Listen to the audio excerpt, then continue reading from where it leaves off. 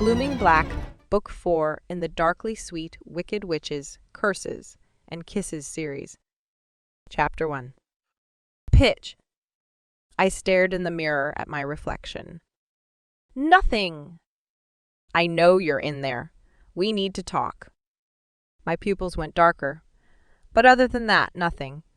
Pitch was home, in the place where I lived. She wouldn't be floating around without my knowing it. I had to own it. Owned her. It was Sunday morning. 2 days since I'd played with Pitch. Zach had spent all night with me, reveling in my weakness and healing me, but mostly reveling in my weakness. I closed my eyes tight and tried to breathe. Finally, I shook my head, lifted my chin, and gave myself a cool smile. Yeah, I was Pitch, and yeah, I was Pain, and yeah, I was Pain, and yeah, I also liked pink. Zach could hate me if he liked. He could tell the whole school exactly what I was.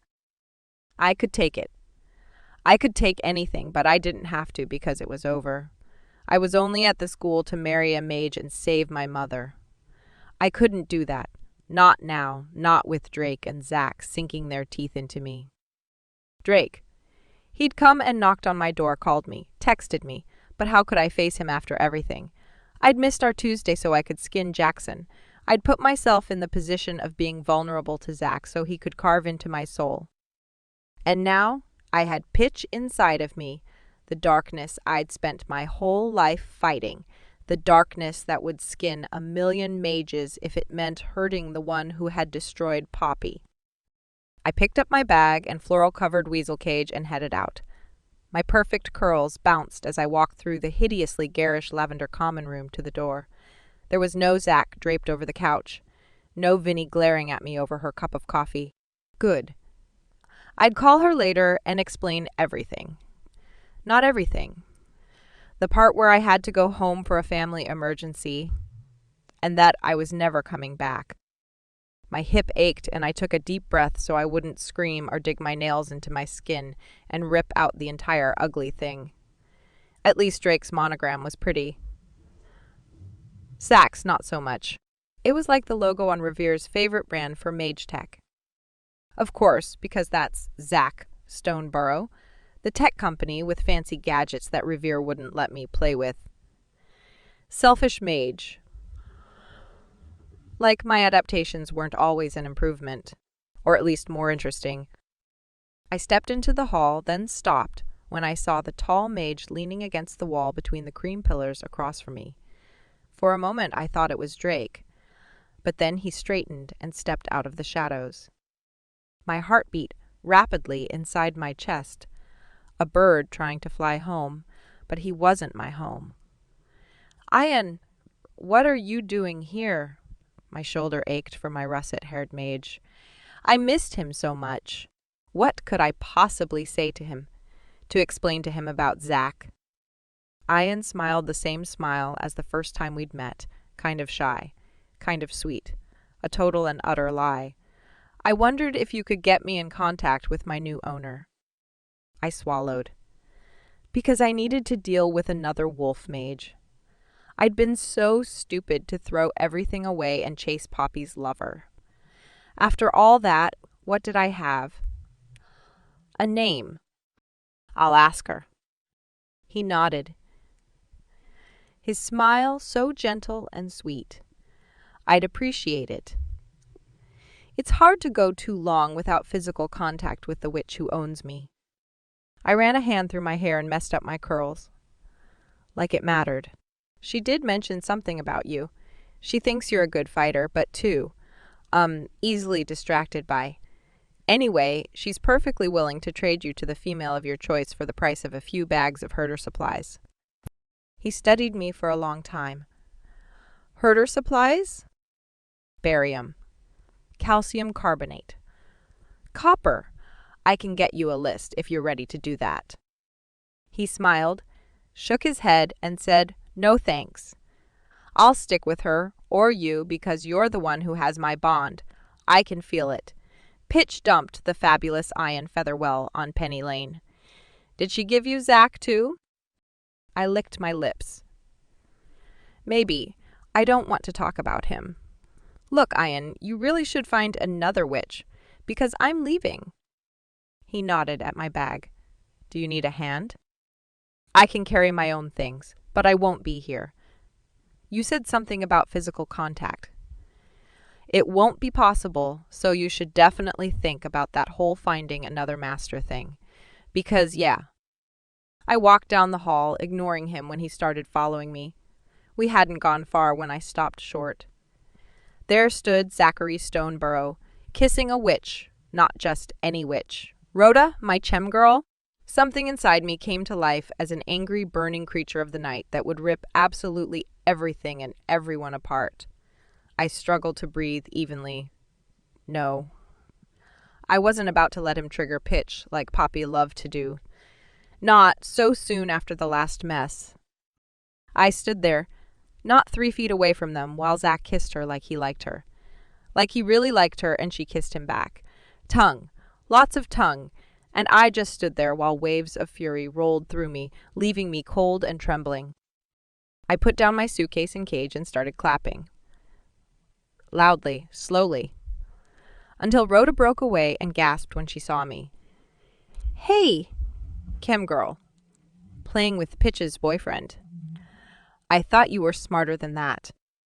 We broke up, Zach said, his eyes hard, his voice harder.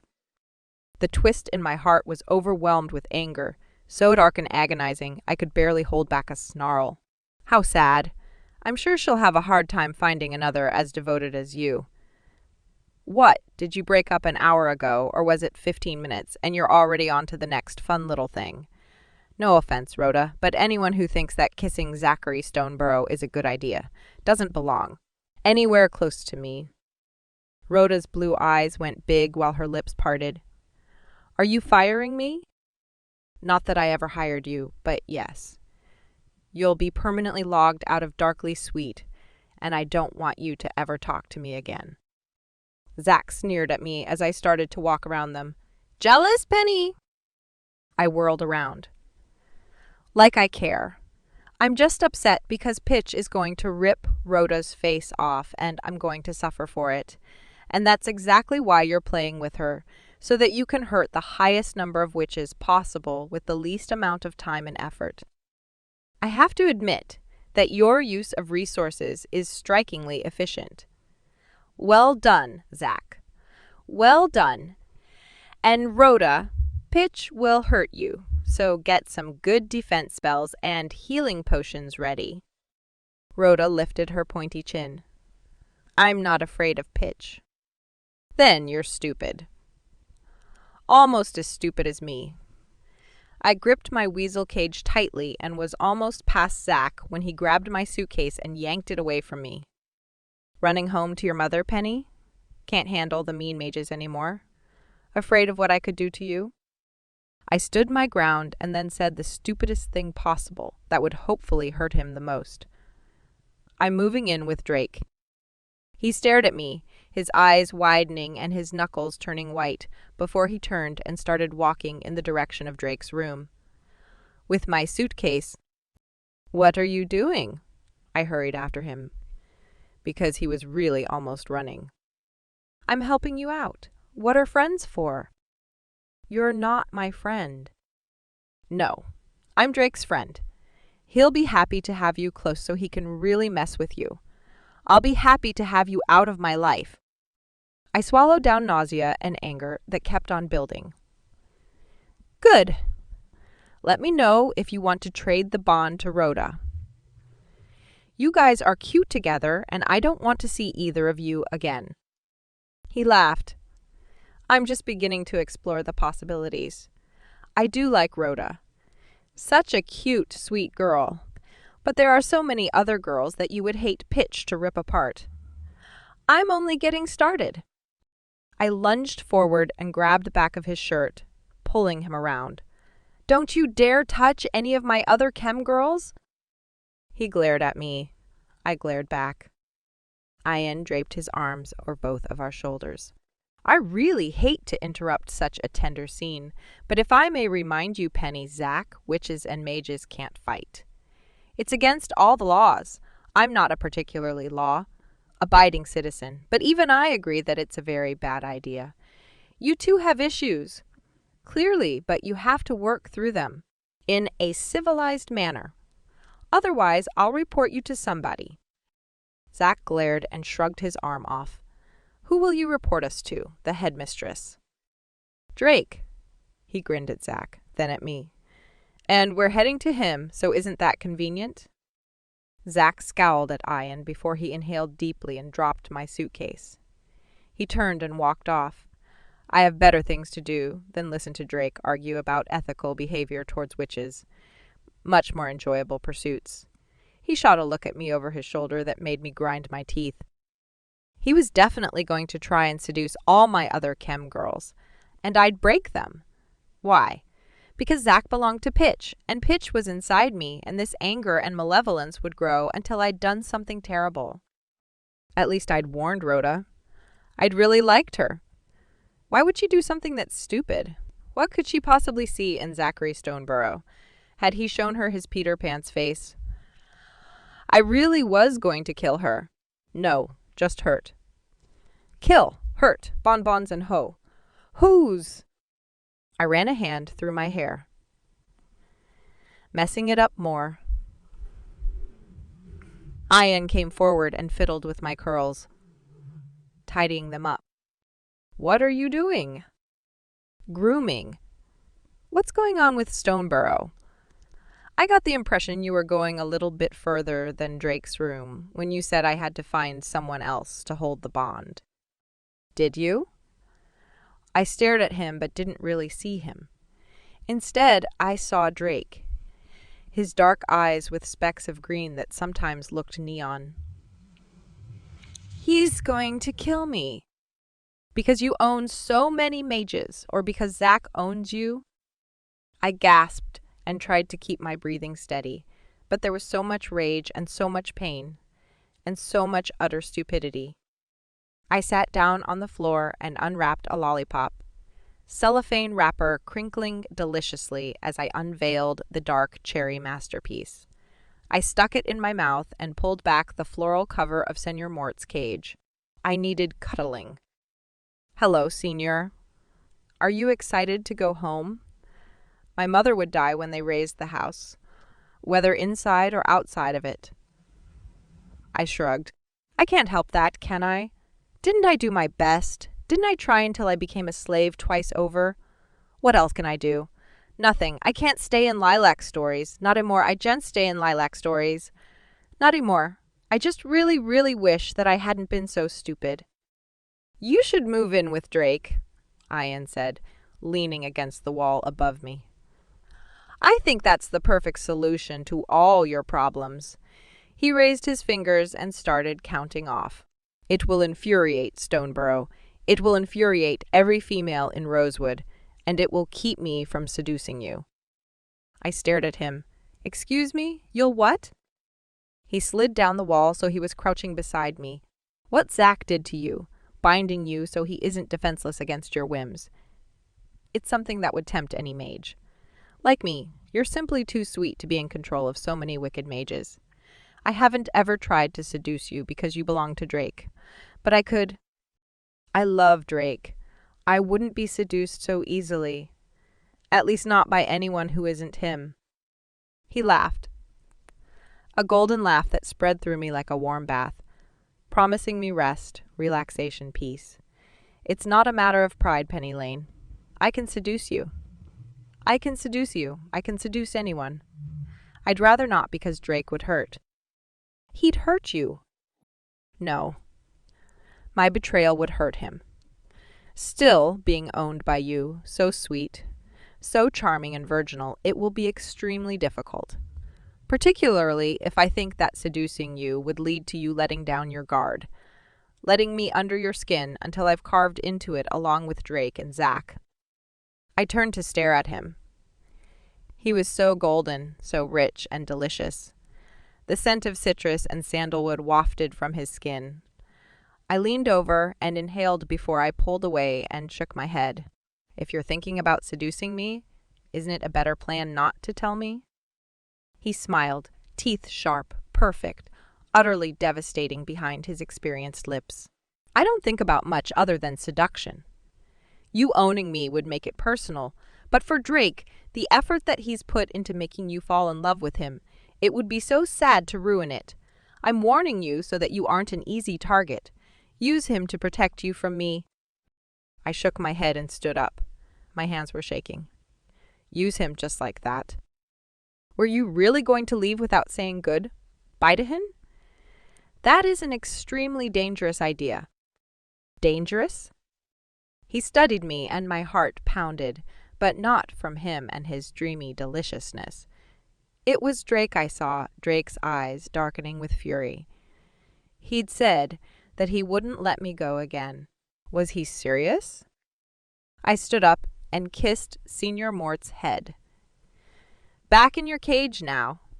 Do you want to live with Drake and Professor Cadaver? Senior Mort's beady black eyes gazed back at me, and he licked my nose. I smiled and snuggled him against my ear, his cold nose bumping against me before I returned him to his cage.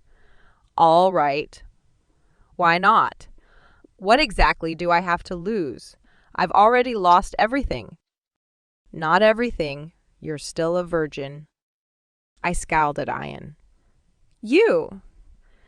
Do you seriously go around and talk to people about their sexual exploits? How about this, as your sweet and helpless master? I forbid you from saying any EV words to me ever again. He grinned. No. Words. I think I can handle that. Come on. Let's go see Drake. You don't have to come, I said, glancing at him. He shook his head and picked up the suitcase. Oh, I think it's best if I do. He can hurt me instead of you. You think he has to hurt someone? Yes. Drake always has to hurt someone, like I have to seduce someone. I swallowed. Was I afraid that Drake would hurt me? No. I was afraid that I'd hurt him. I had hurt him, blowing him off for a week while he sent me pink roses, waiting so patiently like he wasn't wicked at all. And all for a stupid name of some stupid mage who had hurt Poppy. It hadn't been against her will. She knew what would happen, like I knew what Drake would do to me. But Zach, letting myself be vulnerable, so when he wrote in my skin, the bond took, I wanted to rip myself apart for that. There was no way Drake wouldn't be furious. Whatever! It didn't matter. I could just throw myself on Drake's lack of mercy and not try anymore. I walked briskly, Ian following like a steward. What if Drake didn't want me to move in with him? Then I could go home. I could always go home, at least until my birthday when the whole thing came down. I knocked on Drake's door. I squeezed my eyes closed and held my breath. Drake opened the door, his face pale, circles under his eyes, and he smelled like ashes and anger. He grabbed my neck and pulled me against him, his lips on mine as fierce and hungry as a dragon. My lips parted, and the taste of him, rich and spicy, sweet and burning, made me forget about absolutely everything else in my messed up world. I dropped Senior's cage and wrapped my hands around him, pulling him against me, trying to taste more of him. His tongue. Instead of pulling back, I slid my tongue over his, parting my mouth until our jaws were pressed bone against bone. He pulled away but still gripped my shoulders, scowling fiercely, those dark eyes lit with specks of green. What's this, Penny? Kissing me good. Bye. Didn't I tell you that I'd never let you leave without me again? I swallowed down the rising nausea and smiled brightly. Nope. Hello kiss. With tongue. Lots of tongue. Anyway, I hope you don't mind me moving in with you, because Ian's going to go fetch my trunks from Lilac Stories, and I'm never going back.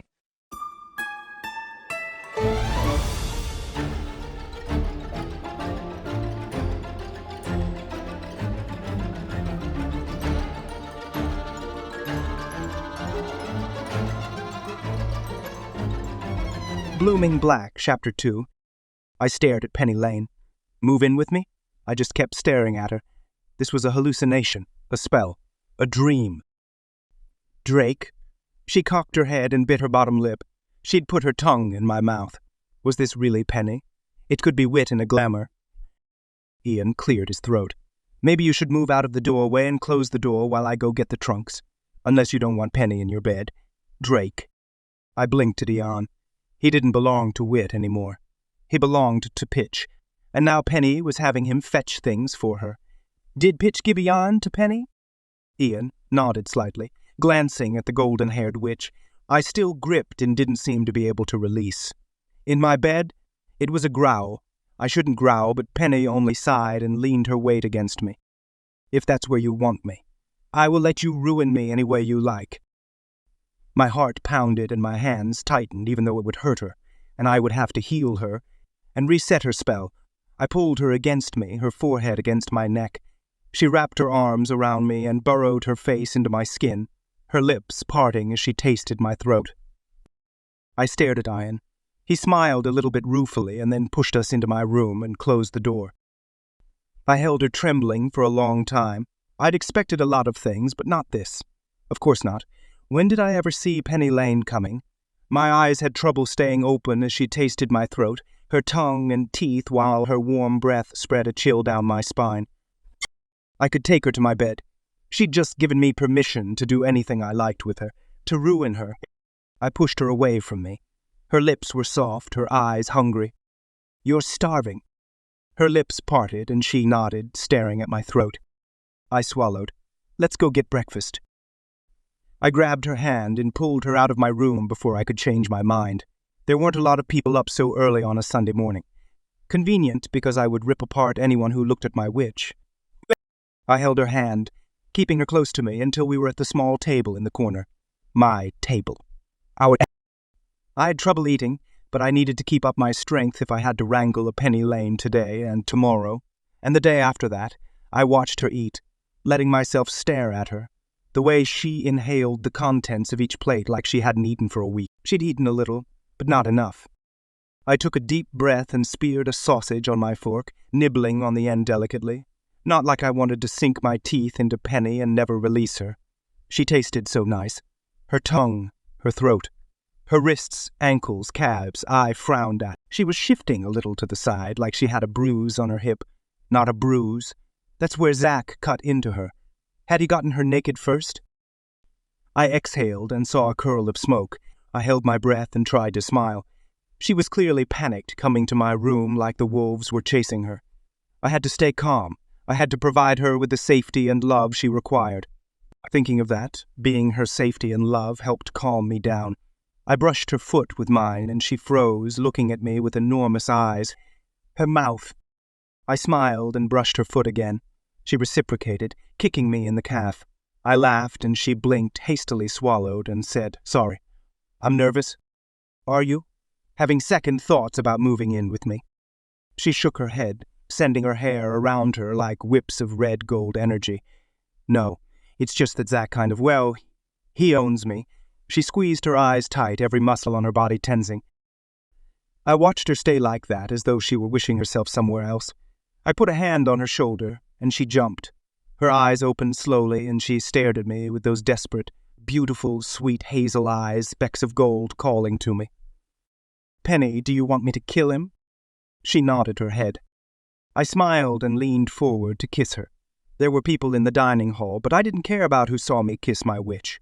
Her lips trembled, but after a moment of applying slow, soft pressure, her lips parted and I got to taste her tongue, so soft. She pulled away like she usually did when my tongue shocked her. It made me feel better. She was still herself. I wouldn't trade that even for more tongue, however delicious. I leaned back in my chair and cut a bite of hash browns with my fork. She wanted me to kill him. I wouldn't, of course, but knowing that she wanted me to made me feel much better. She didn't love him. No. She loved him, but the way she loved Senior Mort, her princesses, and every other wounded creature she stumbled over. She couldn't help it. Zach wasn't able to bind her to him like I had. She'd never asked for it, begged for it. I spread jam on a piece of toast and held it out for her to bite into. Her teeth were so lovely. My mouth watered as I watched her mouth, her tongue. I glanced away because I wanted her mouth on mine, on me, and I had to think clearly. I had to consider alternatives to her staying with me. Part of me felt that it was out of the question. It was done. I would never let her live apart from me again. I inhaled deeply and ran a hand through my hair. This was exactly why she couldn't stay in my bed. I would be single-mindedly obsessed with her and completely miss the rest of my senior year. Also, I couldn't ruin her, particularly when she asked me to. I had to do something about her curse as well as reset her spell. I had to marry her before February 16th if Zach was going to give me her bond. He had to. I needed her. So desperately and not ruined. I had to not hurt someone close to me. I stood up while my whole body ached to take her and drag her back to my room. She swallowed her bite and licked her lips. "Where are you going?" "I need to help Ian with your trunks. He's not as good at picking my locks as you are. We should go to church today." She blinked at me and shifted, so her hip brushed the back of her chair.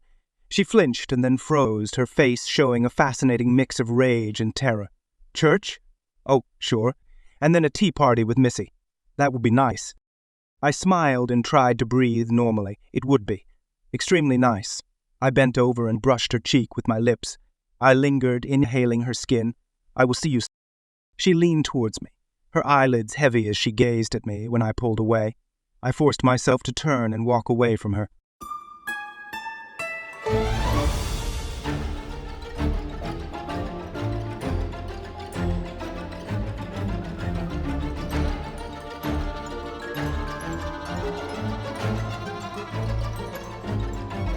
Blooming Black, Chapter 3. Settling in Drake's room was weird. First of all, his bathroom was in his bedroom, and the only thing to separate that area from the living room was a wall of black heavy curtains and a set of stairs I'd never fallen down. It just felt really weird to have my trunks taking up so much of his space.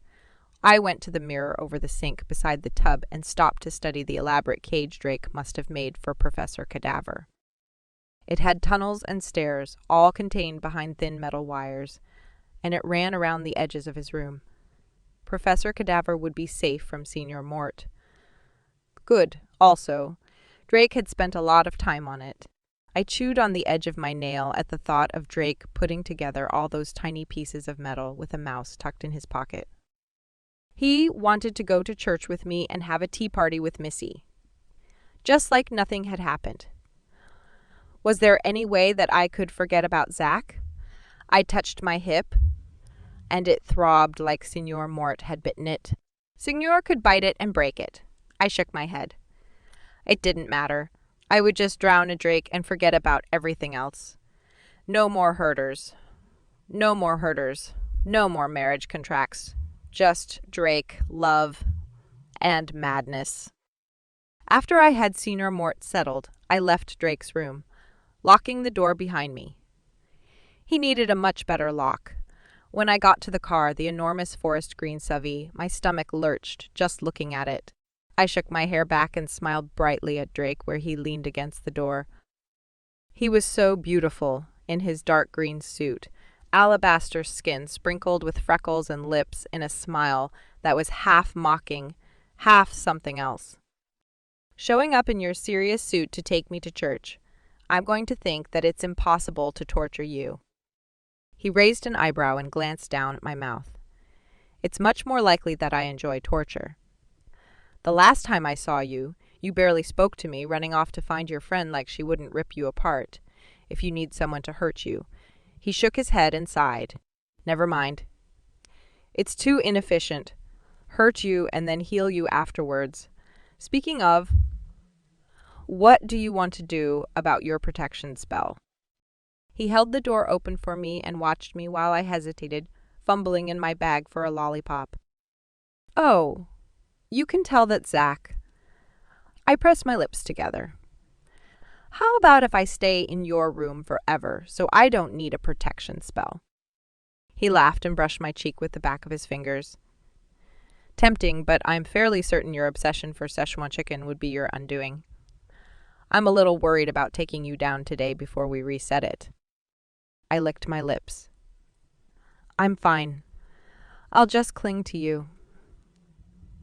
I sighed and studied him. Drake. I'm sorry.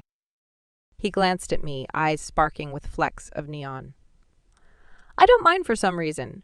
Probably because you dislike it so much. I shook my head. Not about clinging. Although that's... Last week I totally blew you off just so I could.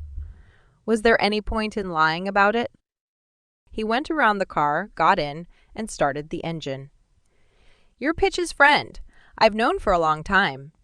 She told me if I hurt you, she'd rip me apart. He gave me a wink and a flirty smile that made my skin prickle and my mouth water.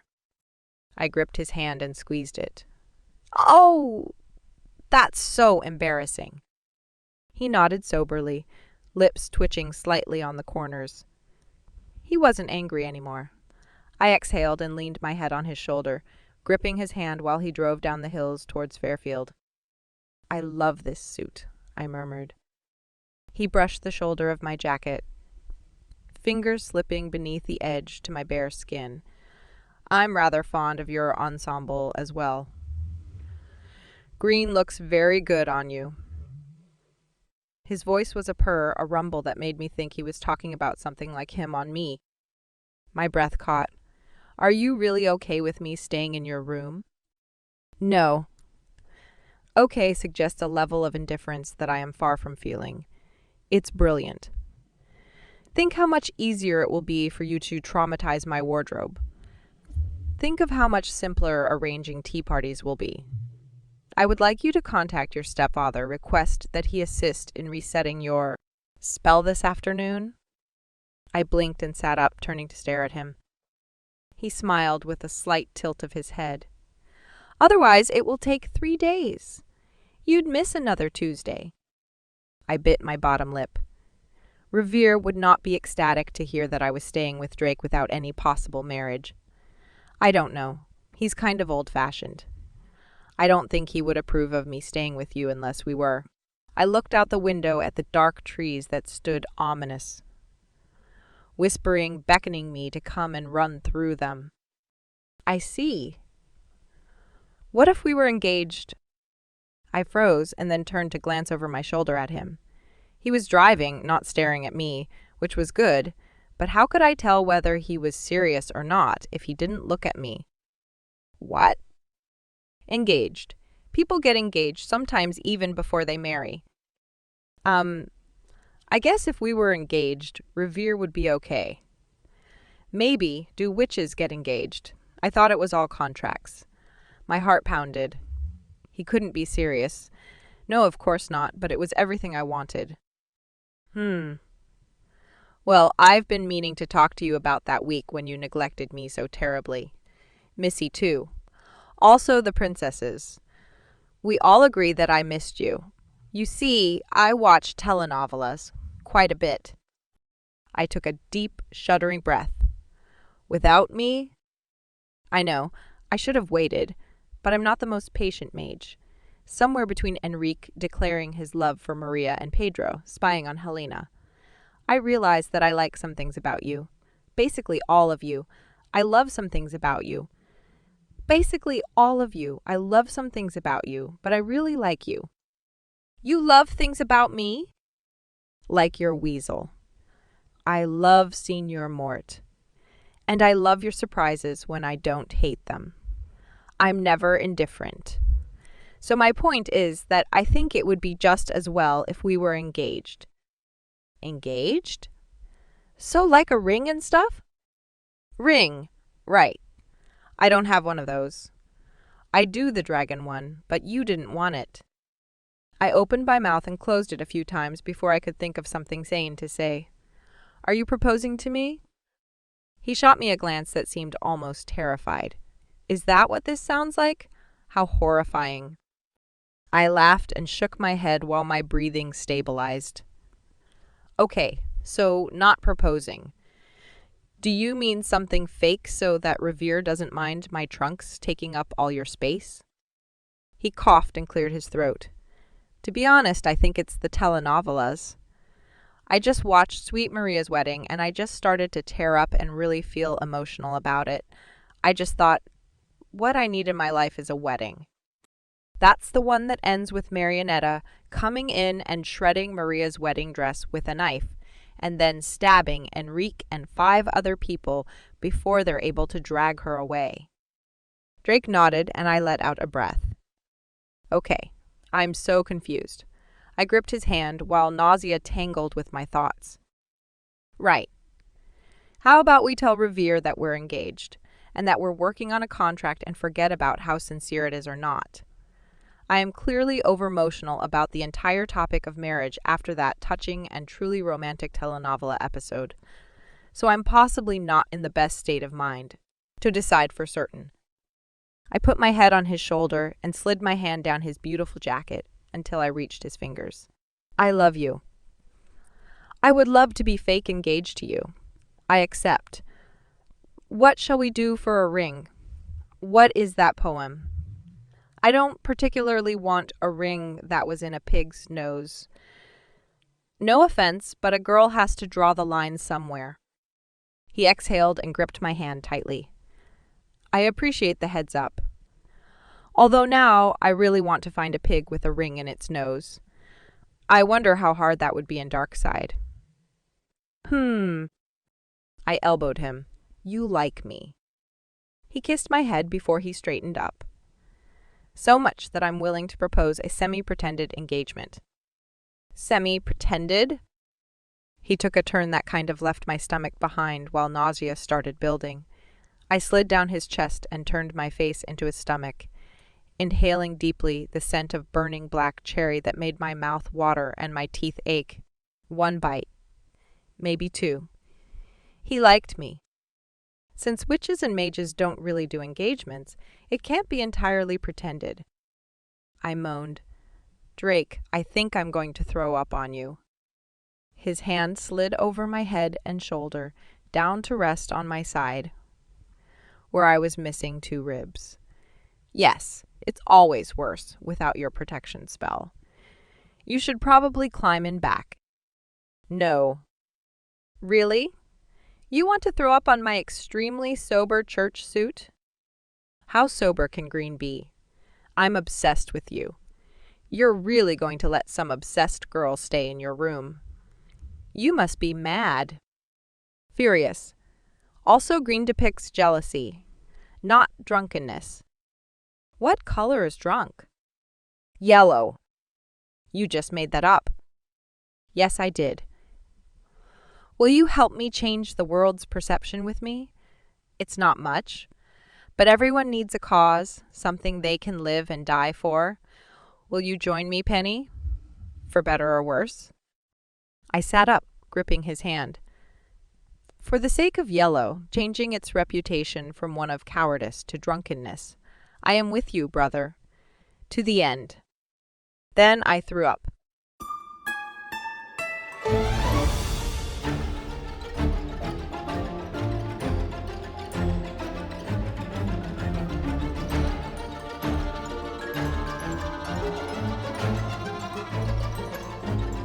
Blooming Black, Chapter 4. The sermon was on Grace. What kind of a wedding would she want? She hadn't laughed at the idea of being engaged to me. She didn't believe me, but she didn't laugh. What did that mean? Something important, but I was a little bit of a mess. What do you think? She asked as we left the church. What does that mean, Grace? It's not the kind that I don't have enough of when I try to chass across the ballet floor. Do you ever feel guilty for your sins? I glanced at her. Guilt? I have too much pride in my sins, and isn't pride one of them? No, the preacher talked about how it was okay to mess up because someone else had paid for your sins already. No one could pay for my mistakes, only suffer them. I was just wondering.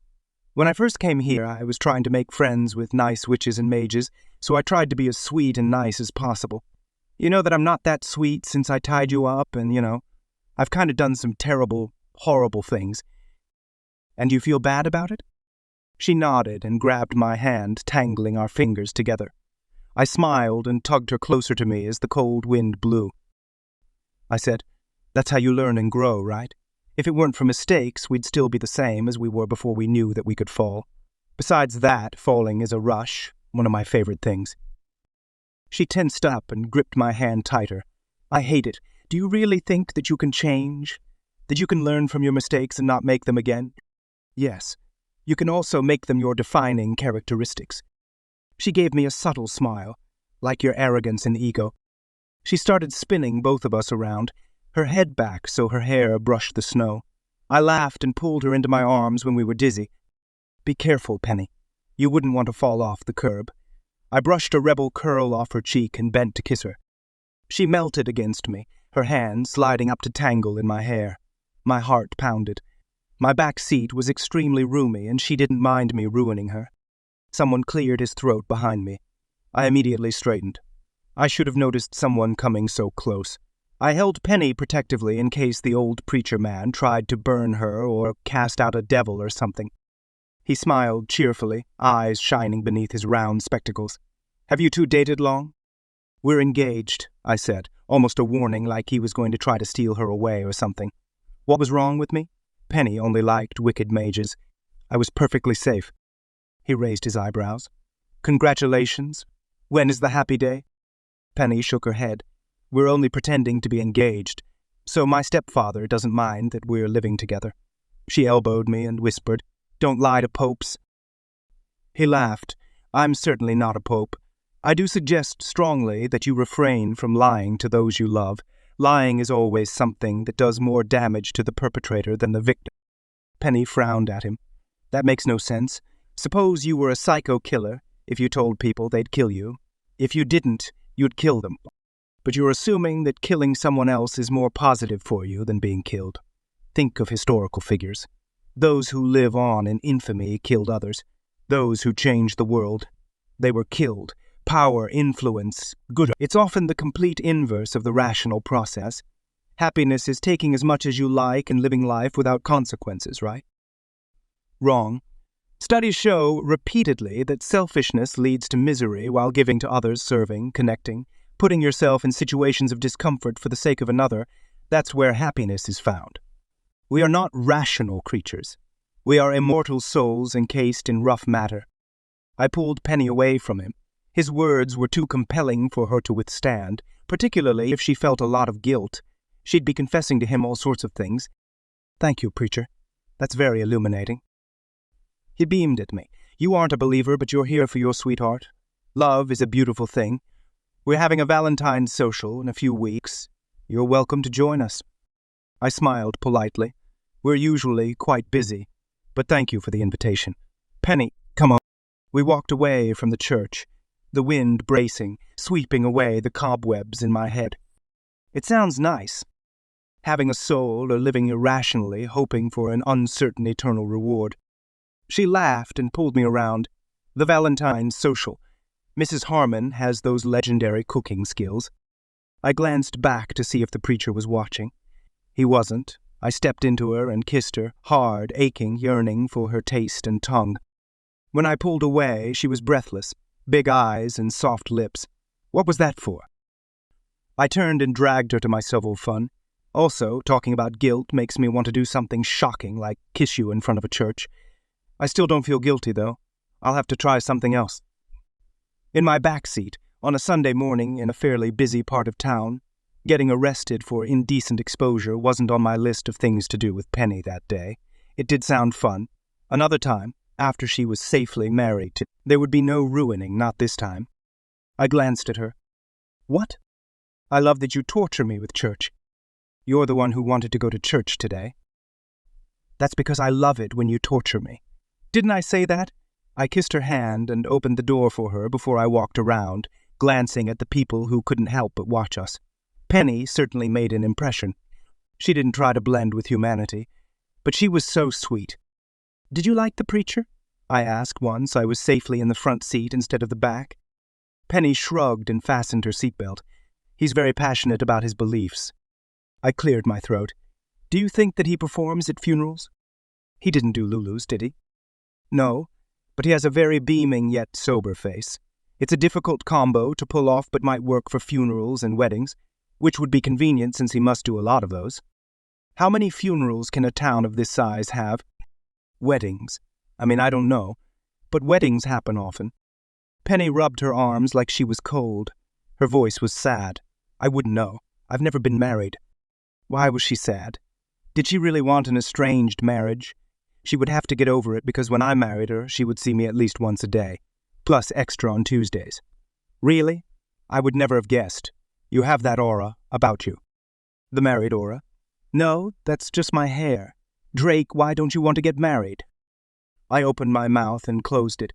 She really thought that I objected to marriage in general and not to a loveless marriage. She was so adorably oblivious. I don't think it's the getting married that's the problem. It's what happens afterwards. Penny's cheeks went fiery and she tried not to look at me. Oh, that makes sense. I laughed and brushed her incredibly enticing skin. You're blushing. Oh no, I'm fairly confident in that arena. It's staying married being married. Witches and mages are like water and oil, fire and ice, flood and famine, except for Penny. If she was an aberration, she would be lovable, our energy compatible, fitting together instead of pushing apart. Oh, we would fit together all right. My mother and stepfather are kind of happy in a weird, sick, and twisted kind of way. I smiled slowly. Are you trying to convert me to the concept of marriage? She suddenly scowled at me. I already sent you a contract. You refused. I did. Maybe you should try again. Offer me a contract with a little more flexibility, a little more intimacy, and I might be swayed. Or not. I smiled and glanced down at her ridiculously long legs. Such delicious skin needed to be tasted and nibbled, protected and adored. You could keep trying, wear me down with your tenacity. I can't imagine anyone managing to resist the barrage that is Penny Lane unleashed. You could seduce me with your sunbathing suit into doing practically anything, maybe even so much as signing a contract. She blushed again. That wasn't a good idea. I wanted to see everywhere she blushed. No, perhaps not, but it had that spark. The spark of inanity. I lifted her hand and pressed a hard kiss to the back of it. I am feeling mildly unbalanced in your direction. Perhaps your inanity will consume my reason entirely one of these days. Shall we? Missy's waiting.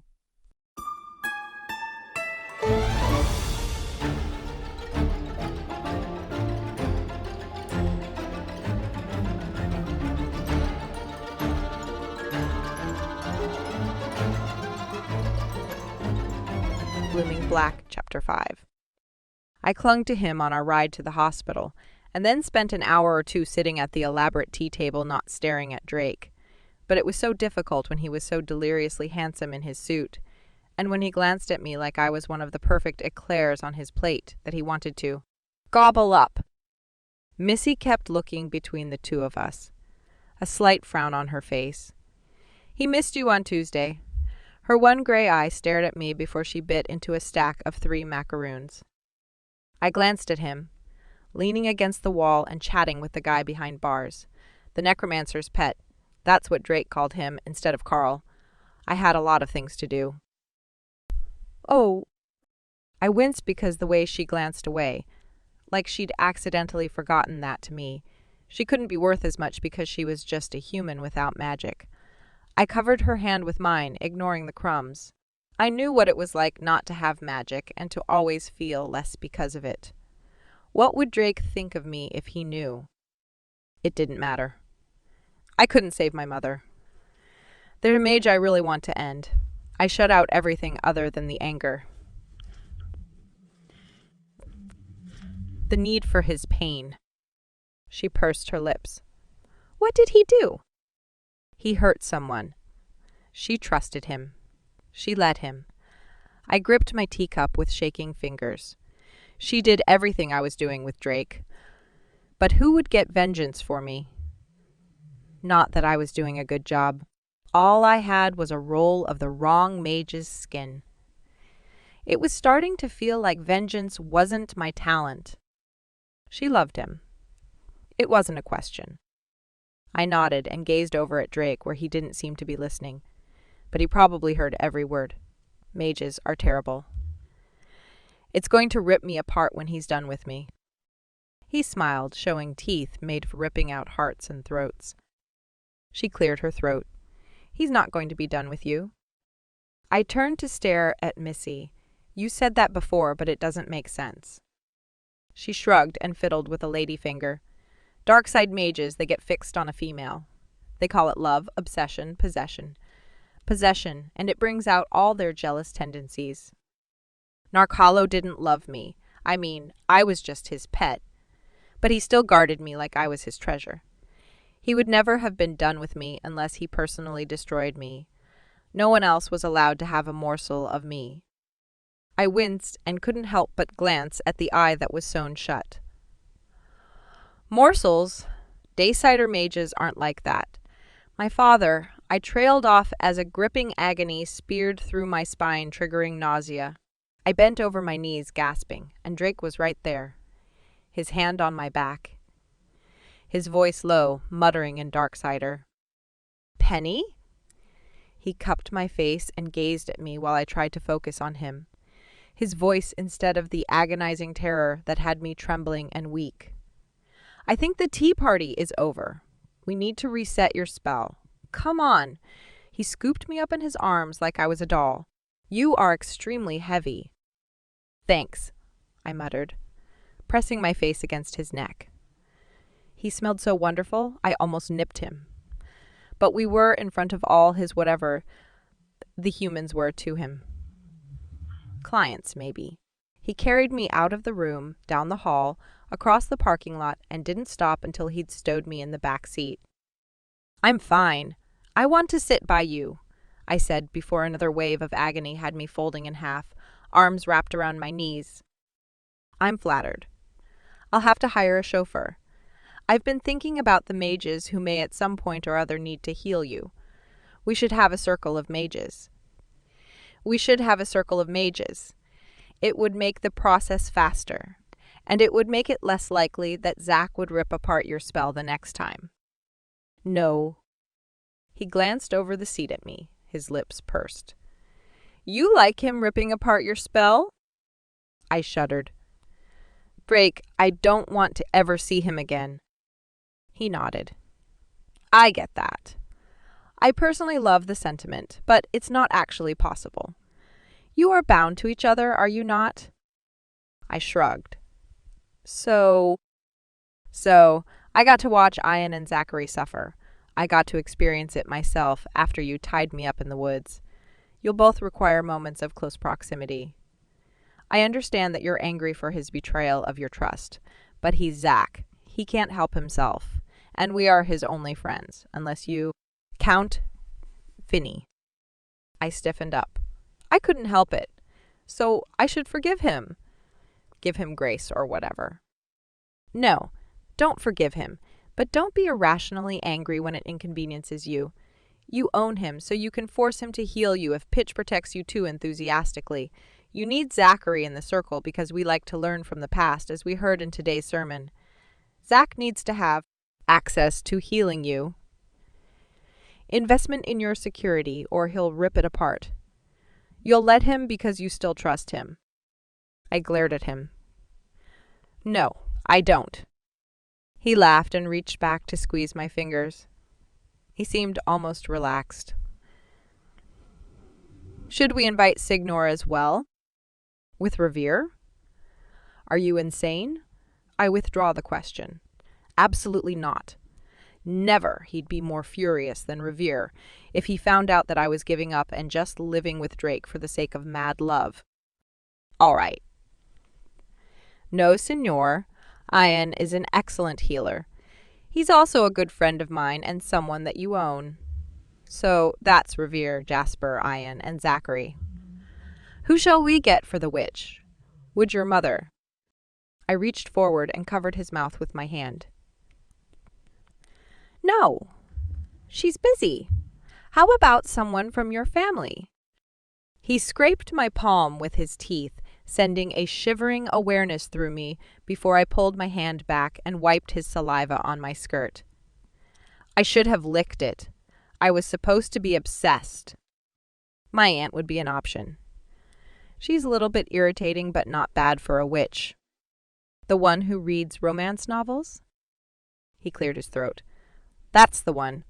You're living with me. I can't quite wrap my head around that. You have no idea how convenient that will be. You can tell me if my hair is properly mussed. You can put on my cufflinks and adjust my ties. You'll You'll be like my personal valet. I smoothed the shoulders of his jacket. I hope it pays well. It pays in pleasure. I know how much you like stroking fine wool. I pulled my fingers back, feeling a bit singed. I did love fine wool almost as much as the mage beneath it. Then, again, he knew that I loved him, was obsessed with him. I slid both hands over his shoulders and down inside his jacket to explore the muscles beneath the smooth cotton fabric. He inhaled sharply and shifted under my fingers, almost like he was ticklish. I leaned forward and nibbled on his neck. He tasted so nice. Penny, you're going to make me drive off the road. I pulled away from him and sat back, smoothing down my skirt. I wasn't in the mood for a car crash. Sorry. I was just examining the fabric. It's really, really great fabric.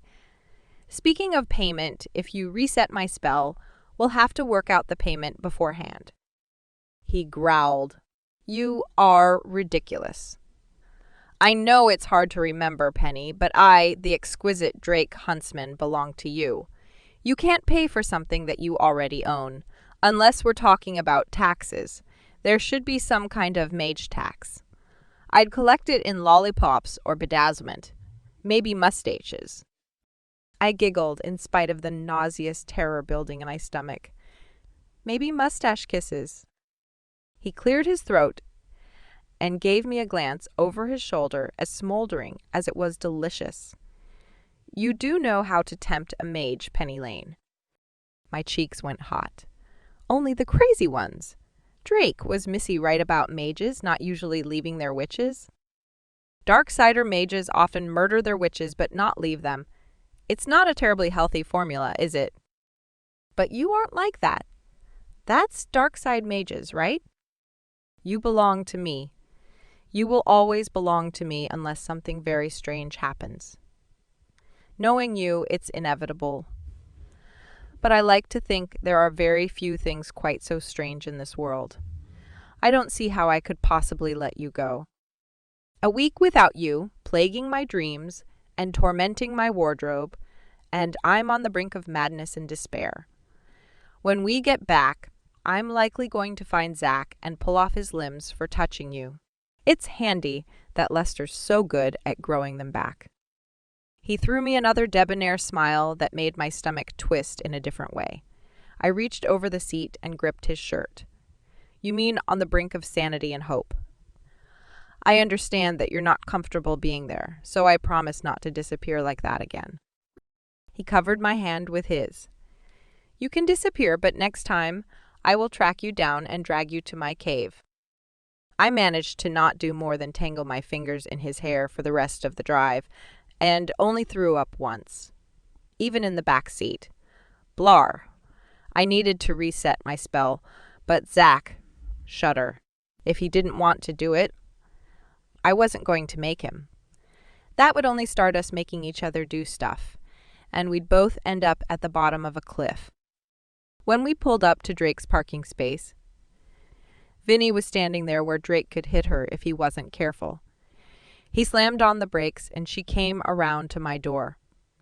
I almost ducked down like she might not have seen me, but instead I opened the door and slid out. Are you insane? I blinked at her before crashing onto the pavement, panting. What? Are you seriously moving in with Drake? Do you have any idea how stupid that is? I mean, using his body as much as you can. That's fine, but actually depending on him as some kind of shelter provider. What are you thinking? She yanked me up, bruising my wrist. Ow, Vinny. Can you not pull on me like a little terrier?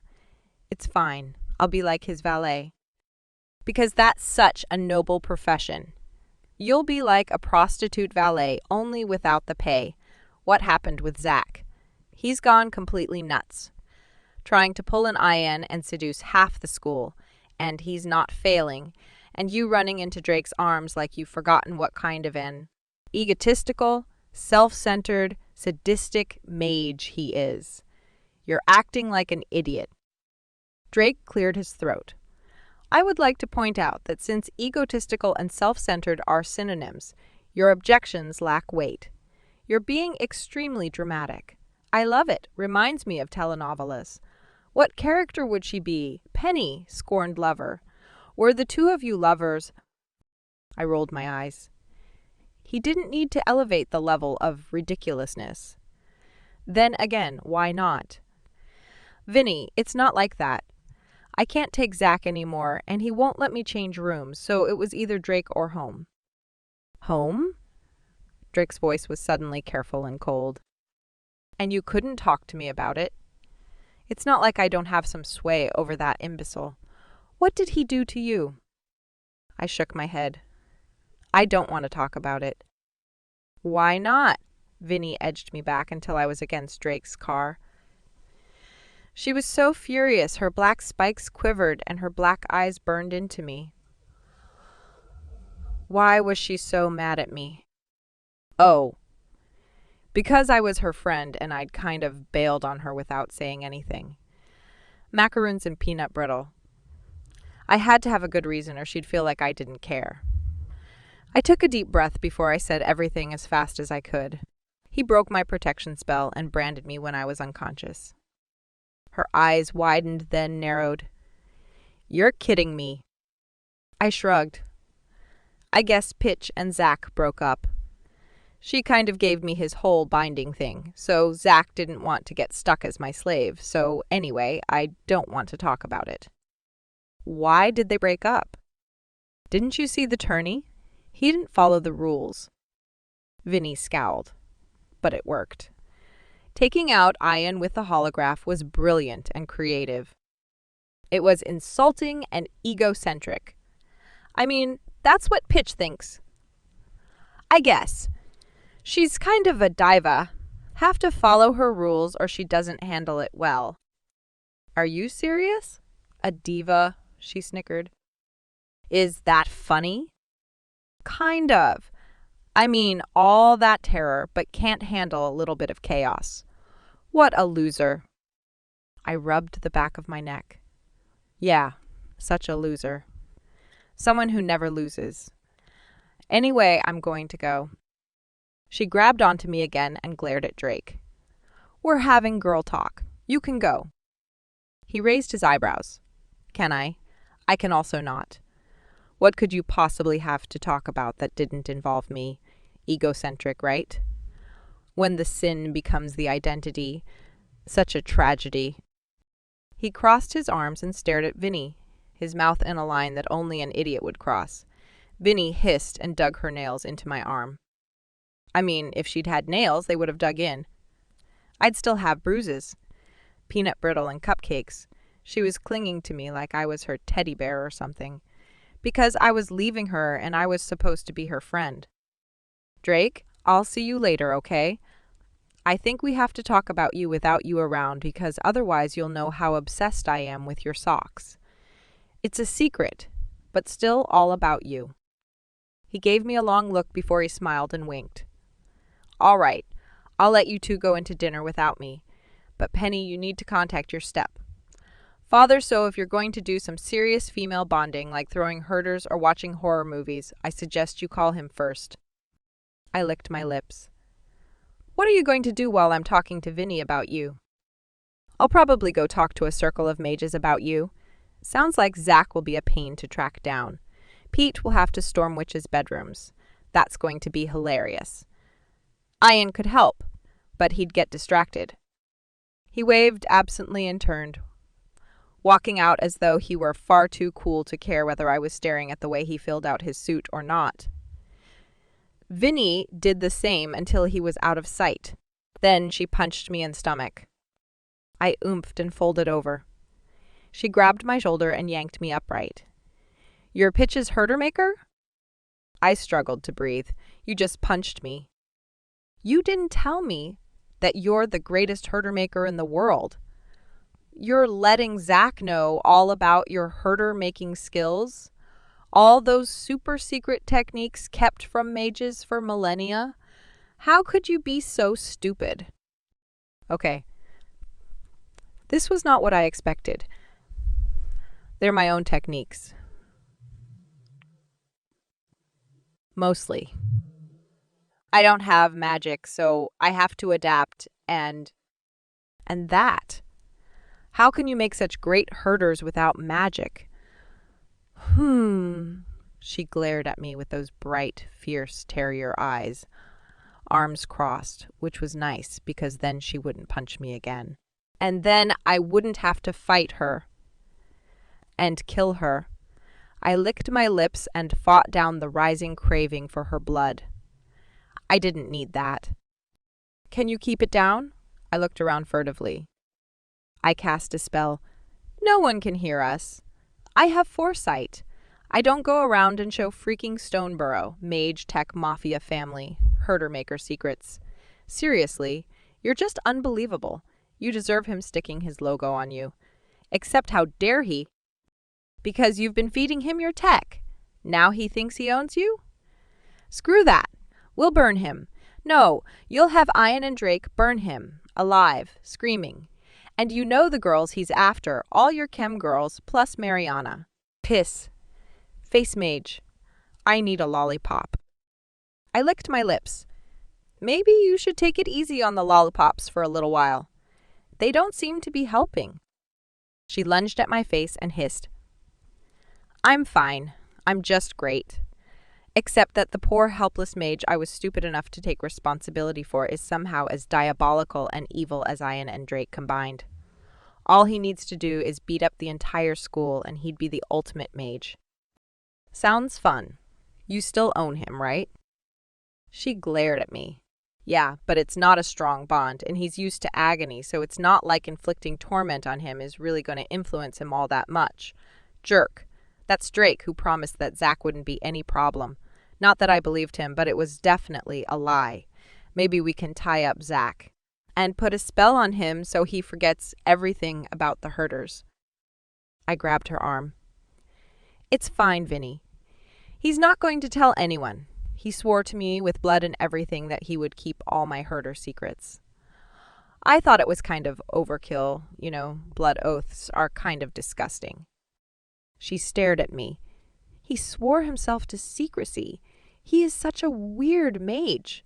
I mean, anyone slightly rational, particularly someone with that kind of family, would exploit the crap out of someone as stupid as you.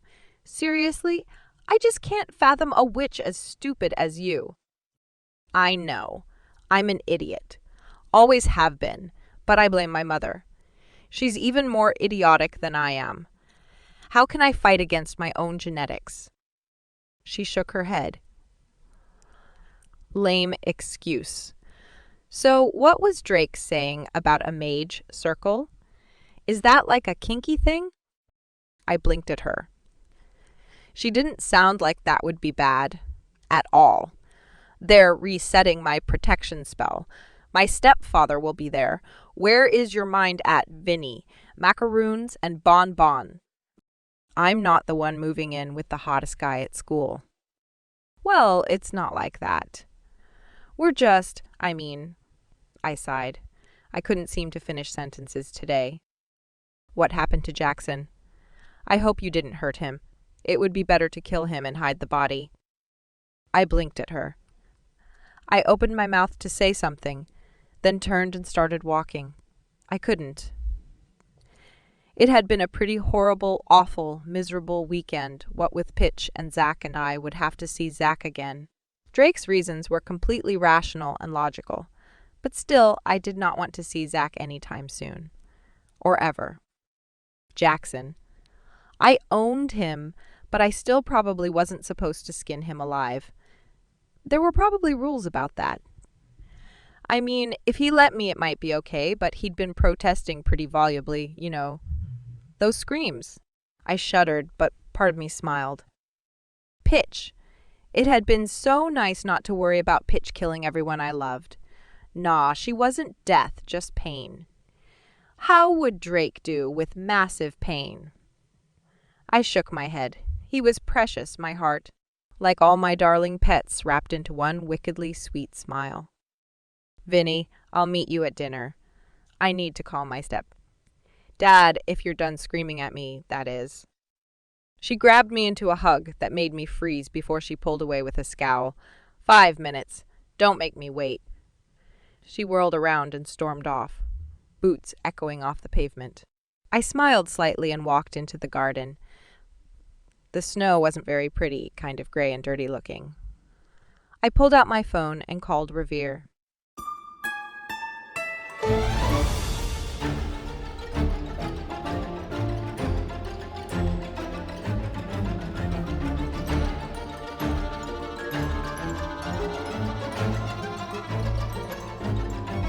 Blooming Black, Chapter 6.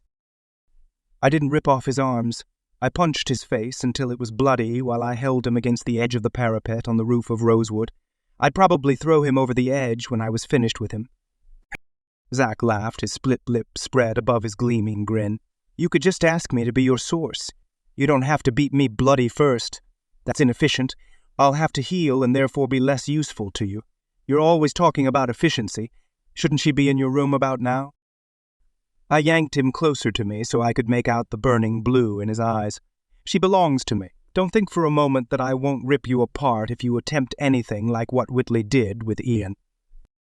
His smile grew sharp and malicious. I told you, I'll let you have her bond after you married her. What's wrong, getting cold feet? Nervous about jumping into the deep end with a psychotic witch? I snarled in his face. Don't tempt me. I could null that bond without too much effort. You cut her against her will. She begged me 5 times to cut into her. Begged me. His eyes burned. That's right, Drake. You're the one she wants. That's why she stalked me, hacked into my limo and bedroom when she first got here, making certain I appreciated every inch of her hideously long legs. You can have her because I'm giving her to you because I don't want her. I swallowed with difficulty and shook him. You don't? Really? Then why are you seducing all of her chem girls? That's where I'd found him, in his room with 3 of Penny's special friends, all defacing his pitch poster. Like that was going to go well for anyone. She owes me a debt. What kind of debt? Bring it to me and I'll settle it for her. He pushed me away from him and brushed down his t-shirt where it had been up around his armpits. Do you remember when she cracked my face? Yeah, after Lester dumped her. Right. She was so angry. Now it's my turn to be angry. So, you're going to hurt her to get back at her now because Pitch dumped you like Lester dumped her? He glared at me and shook his head. Face tight. She is. She was my friend. Now she's not. It was my mistake, and I need her to hate me. I need her to stay away from me. A wave of confusion rudely interrupted the green film of rage. You're sleeping with her chem girls, so she hates you. But she'll also hate them. She'll forgive them. She can't help it. But she can't forgive me. She can't let me close to her again, not close enough to rip her protection spell apart. It's a compulsion with you. He rubbed the back of his neck. Pretty much. Penny's just so ridiculously infuriating. Infuriating. Huh. Are you in love with her? Is that why Pitch broke up with you? Zack's eyes went enormous with guilt and rage. Love Penny Lane. Only a pathetic loser would love a crazy witch like that. She can't even play video games. He loved her. My witch, and he owned her. But he was trying to make her hate him, so that was something. I didn't absolutely need to shatter him right there on the top of the icy parapet, possibly. I took a step away from him. I need you in my mage circle. He ran a hand through his already messy hair.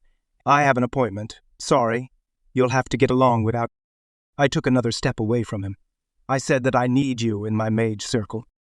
He glared at me and swallowed, desperate anger and hatred in his eyes. Why should I? She's going to live with you. You're the one who is responsible for her health and happiness.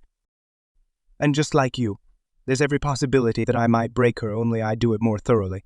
For her, I need you, so she isn't entirely reliant on me or Ian. She does not need another messed-up mage like him in her skin. He inhaled sharply.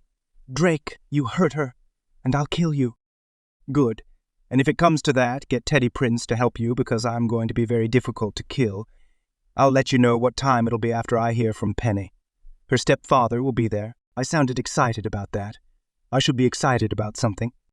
Zack had made a ridiculous mess out of his love life. It had been bad when he'd been helplessly obsessed in love with Pitch, the girl he'd never actually met, but falling in love with Penny when he knew that she belonged to me and he belonged to Pitch. Seriously idiotic. Still understandable. Penny was unmistakably brilliant, bizarre, and sweet. Also, apparently, Zack liked unavailable women. I stepped through side to find Ian. He was drinking in the usual pub, an enormous mug of green swill in front of him and one across the table waiting for me. I slid in. I'm not drinking. You shouldn't either. We need to reset Penny's protection spell, and I would like you to join us. Who's us? Jasper, Revere, and Zach. And you and I. 5 mages. Plus my aunt. What do you need a witch for? We should have 4 witches. But where would I get that many who didn't hate her for having me? What about her little group of sycophants? Zach is seducing all of them. Anne laughed. That's right. I saw him with Rhoda. Zach isn't her favorite person right now. Mine neither. Still, he's a good mage, and he'll break her protection spell again if I don't make him part of it. Ian studied me with puzzled eyes. Why haven't you ripped him apart? Do you think he'll give her to you? You do. I have my doubts, but I'll keep them mostly to myself. You've always given Stoneborough too much license. He's my equal in Dayside. I like to remember that there are limits. Golden sparks filled his eyes and smoke curled out of his nostrils while he grinned at me. Limits? What limits? Ian's voice was a low growl as smoke curled around his face like a halo, eyes bright gold and wicked. I exhaled and shook my head, clearing my vision. My aunt is coming. You remember her? It would be impossible to forget. I hope she pats my cheek like last time. The smoke diminished until only the slightest hint curled from his mouth. Try not to seduce her. She'd be a crier. He grinned at me. Only you make witches cry. About that, do you have a contract for Penny? After her performance at the tourney, you know that all the mages in this school are itching to play with your witch. She might have moved in with you, but without a contract. He shook his head while he rubbed his cheekbone, where it looked like he'd been punched repeatedly.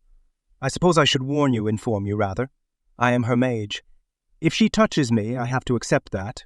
Unless, of course, she's under contract. It's nice to know that you respect something. As a matter of fact, I have a 200-page contract in a secure drawer in my bedroom. If she doesn't find it before Tuesday, I'm giving it to her then. I inhaled deeply, then drained the mug, drinking like an alcoholic. I slammed it back down on the table and blinked at Eon. I'm a little bit nervous. He leaned back and grinned at me. Of course you are. You know why you can't predict what she does. Because she has no idea. She decided to move in with you on an absolute whim, otherwise she would have taken that limo home. You should thank me for helping persuade her to stay. Why would you do that? For you, of course. And for me. It's not pleasant to have an inaccessible mistress. Not that she didn't offer to trade me for the price of herder supplies.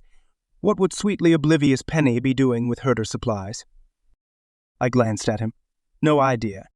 He laughed and shook his head. Of course not. And Zach's been doing tech classes with her, and she aced the chem exam. The whole school is going to know that she's Pitch's herder maker if they don't already. It would be convenient if you have her under contract when the TCM come after her. My stomach plummeted. Of course, Penny's herder business wasn't exactly legal. In truth, it was extremely illegal. That herder she'd given to Sinor was war grade with advanced tech I'd never seen before. The TCM would take her and put her in a cell until they'd harvested all the tech in her head, unless she had a contract with Stoneborough or one of the other tech families. Stoneborough would be the best, also the worst, because once you joined them, no one ever saw you again. They were very possessive, bordering on paranoid. For good reason. Mage tech was where the money was. That, and winning wars. I hate the TCM, and I've never had to deal with them. I didn't actually need another thing to worry about. Thanks, Ian. Now I'm going to have an ulcer. He laughed and waved the server over with another mug. Don't worry about it. That's what I'm here for. I saw Whitley in the hall earlier. The look she gave me, it was the most come-hither thing I've seen for ages. She's more attractive to you now that she doesn't own you. No, I'm more attractive to her since she doesn't own me. It makes me more of a challenge, although I'm always easy. It's irritating, Drake. Not being able to control my impulses like, at least you didn't have to buy a hospital. But you have a chance at an actual relationship. Do you think so? I threw back the second mug. What was I doing? A spell, with Penny's stepfather. I should definitely show up drunk. Meet me at Rosewood. I stepped through side and came out in the front foyer of Huntsman Manor with its pale marble and rich wood. I snapped my fingers and clapped my hands in rhythm, as I walked to the table in the center to take a blood-red apple from the display. "The master has arrived," Jasper said in a dry voice from behind me. "Is Ramona here?"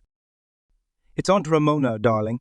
My aunt's voice came the moment before she swept into the room with the drama of a flapper. She was actually wearing jeans and a t-shirt, her fashionable short hair messy and probably unbrushed. Magenta paint streaked one leg of her jeans and one cheek. "And Ramona, darling," I said with a slight smile, "I would like you to assist me with a spell. Thank you for coming on such short notice." She frowned suddenly, her green eyes much lighter than mine. "Jasper said we're resetting a protection spell invented by some spellmaster, right? He hasn't said who we're going to spell. Is it a witch? A mage? One of your pets?" I rubbed my forehead. "She's my witch." Ramona gasped, covering her mouth with both hands in the most overdone reaction possible. "Could it be? Has our little Drakey finally found a witch to match his?" She frowned. "Don't tell me it's that Penmore girl. I never could stand that family. I suppose I'll make the best of it, but—" "Wit? Hardly." Her eyes narrowed in thought. "Not the prettiest and most talented witch at your school, so the second most and definitely world's more pleasant pinhouse. Their family is less irritating. Moderately." I groaned and went into the study. I needed another drink. 2 drinks. 3. I poured 3 glasses and carried them to a chair, throwing myself in and keeping the liquid in through sheer magic. I balanced them on the arm while my aunt followed me, sneakers scuffing Jasper's immaculate floor. "Now I'm genuinely intrigued," she said, perching on the arm above me. "I've heard some gossip about Pitch attending your school." I rubbed my forehead. "Not Pitch, Penny. She's Penelope Rose's granddaughter. She's also the devil's granddaughter. Her stepfather is a spellmaster, and her parents are a complete mystery. She has a curse that is so powerful, it can fuel a protection spell that takes me 3 days to cast under Jasper's direction. It's powerful enough to slip through my guard without the slightest effort on her part. She also moved in with me.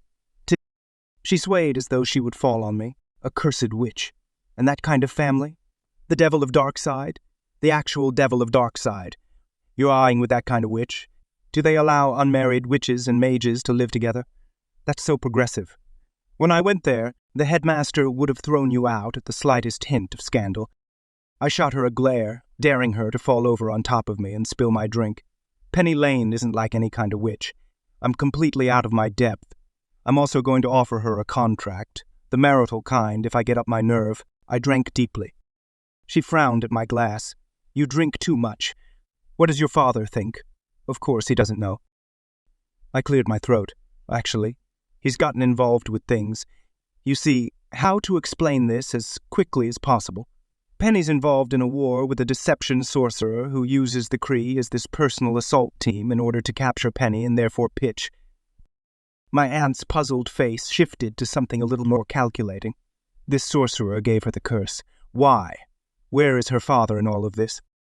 I sighed. It could be that the Darkside sorcerer is her father.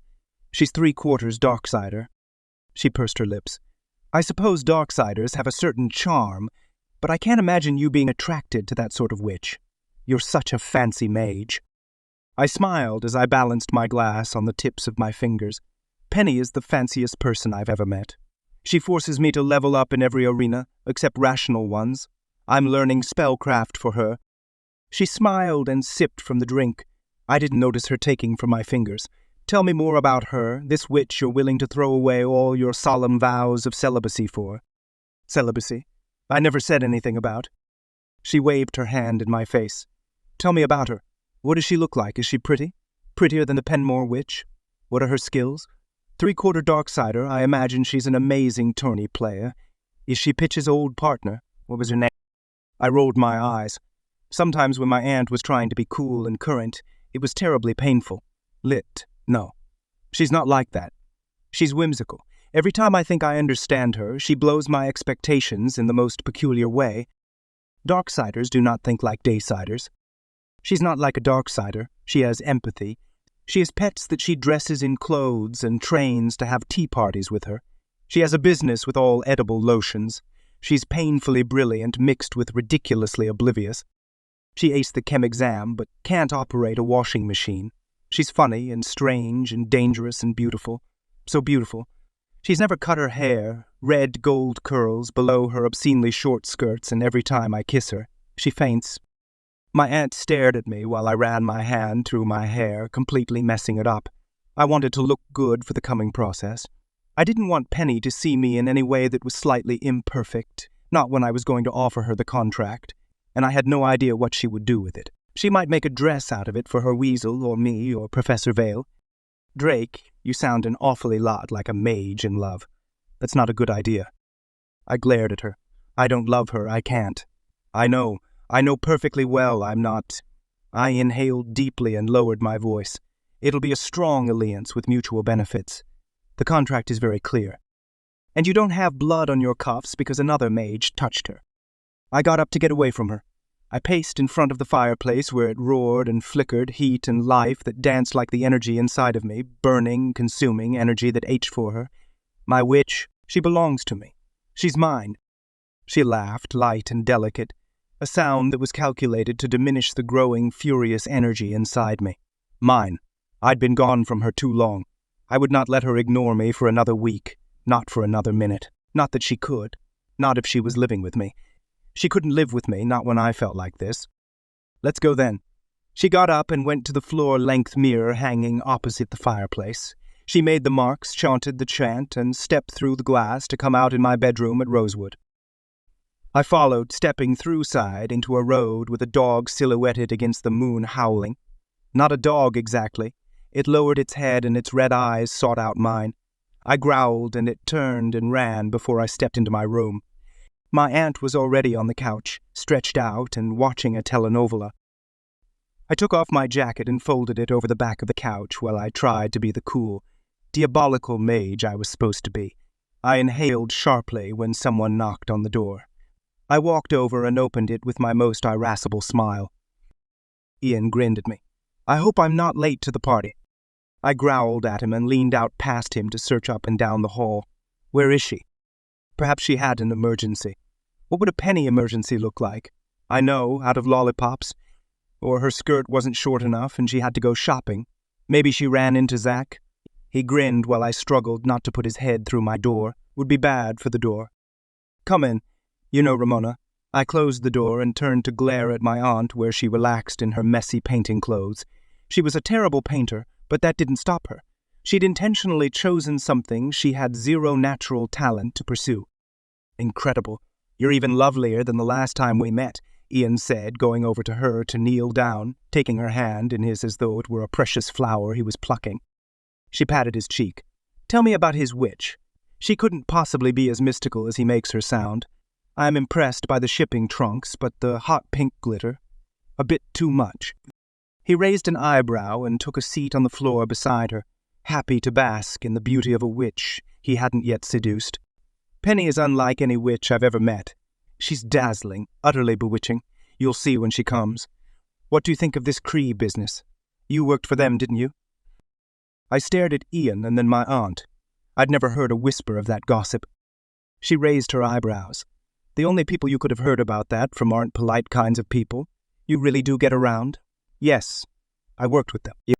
And is the curse true? No Cree can conceive. She hesitated. Conception isn't the complete problem. Very few witches have been able to carry a child to term. Cree aren't the sect most interested in children, but it's become a serious problem. I left before the subtle sorcerer got his hooks into them. And you, Ian? Are you entertaining Cree often? Ian smiled mildly. I enjoy all aspects of femininity. I'm wondering what kind of curse could possibly spread in a community that powerful. It must have been cast by at least a circle of mages and witches. My aunt hesitated. We're talking about Darkside. It's been hundreds of years since their last reorganization and uprising, during which the most powerful mages were either killed or became part of a new order. Those old bloodlines are re-emerging, and some of their gifts are unfathomable. We know that the sorcerer wants Pitch, who seems to be an enigma to everyone.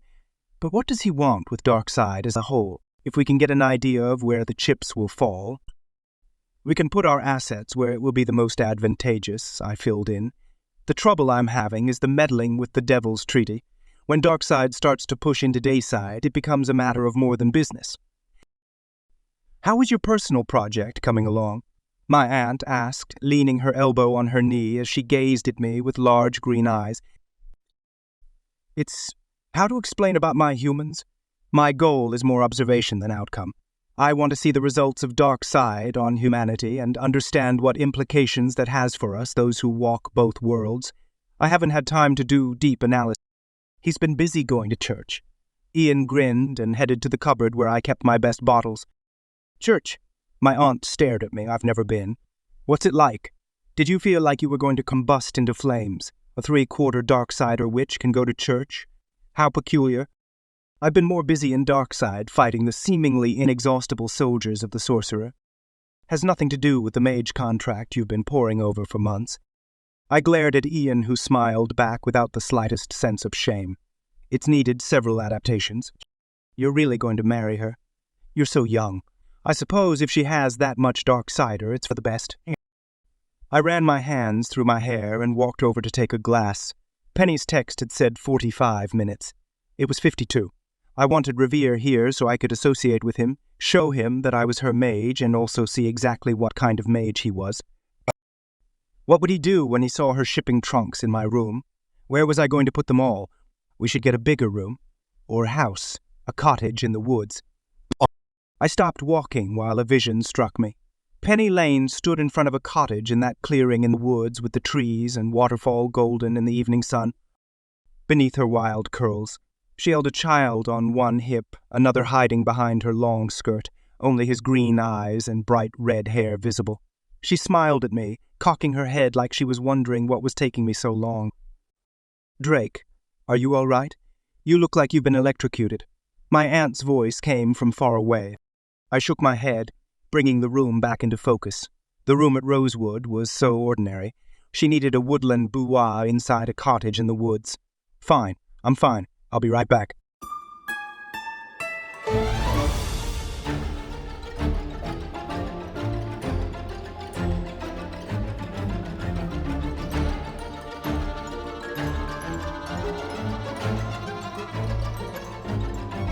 Looming Black, Chapter 7. I glanced at Viney as I hesitated outside Drake's door. Why do you want to watch this? It's incredibly boring. Sure. A spellmaster creates a spell that requires witch and mage magic. That's so boring. Sometimes I just want to punch you. And then you punch me. True. She flashed a tiny smile at me, and I shivered. Anyway, if Drake thinks I'm not going to hang out in his room with you, like he's absorbed you into his world, he's out of his mind. Which he is because he chose an idiot like you instead of any of the other girls at Rosewood. Wow, Viney. Thanks. I knocked on Drake's door and it opened, but it wasn't Drake. The sandy-haired guy with a beachy smile stood there with a pleasantly concerned expression. Jasper, hi, this is my friend Vine. I pulled her close to me, gripping her hand like it was my life preserver as I faced Drake's butler guy. She yanked her hand out of mine while Jasper smiled a super nice smile. Miss Pinhouse, are you participating in Miss Lane's spell? Perfect, Drake said from behind me in the hall. I whirled around and the sight of his smirk made me all weak and idiotic. Could I kiss him in the doorway in front of Jasper and... I happened to glance behind him at the blonde girl with big eyes and dragon and unicorn t-shirt. Were the mythical creatures making out? Rhoda had no shame. What is she doing here? I crossed my arms and glared at Drake. He glanced down, running his eyes over me in a way that made me blush. 5 mages, 4 witches. It's perfect. It isn't a bad idea, Revere said from behind him. I was apparently blocking the door, but like I was going to move back and let Rhoda come into Drake's room so she could make out with him. Penny, I didn't mean anything by it, she said, her voice soft and careful. I didn't know that he belonged to you. None of us knew that. I swallowed. Everyone was listening intently to her. Like I needed to explain about Zach.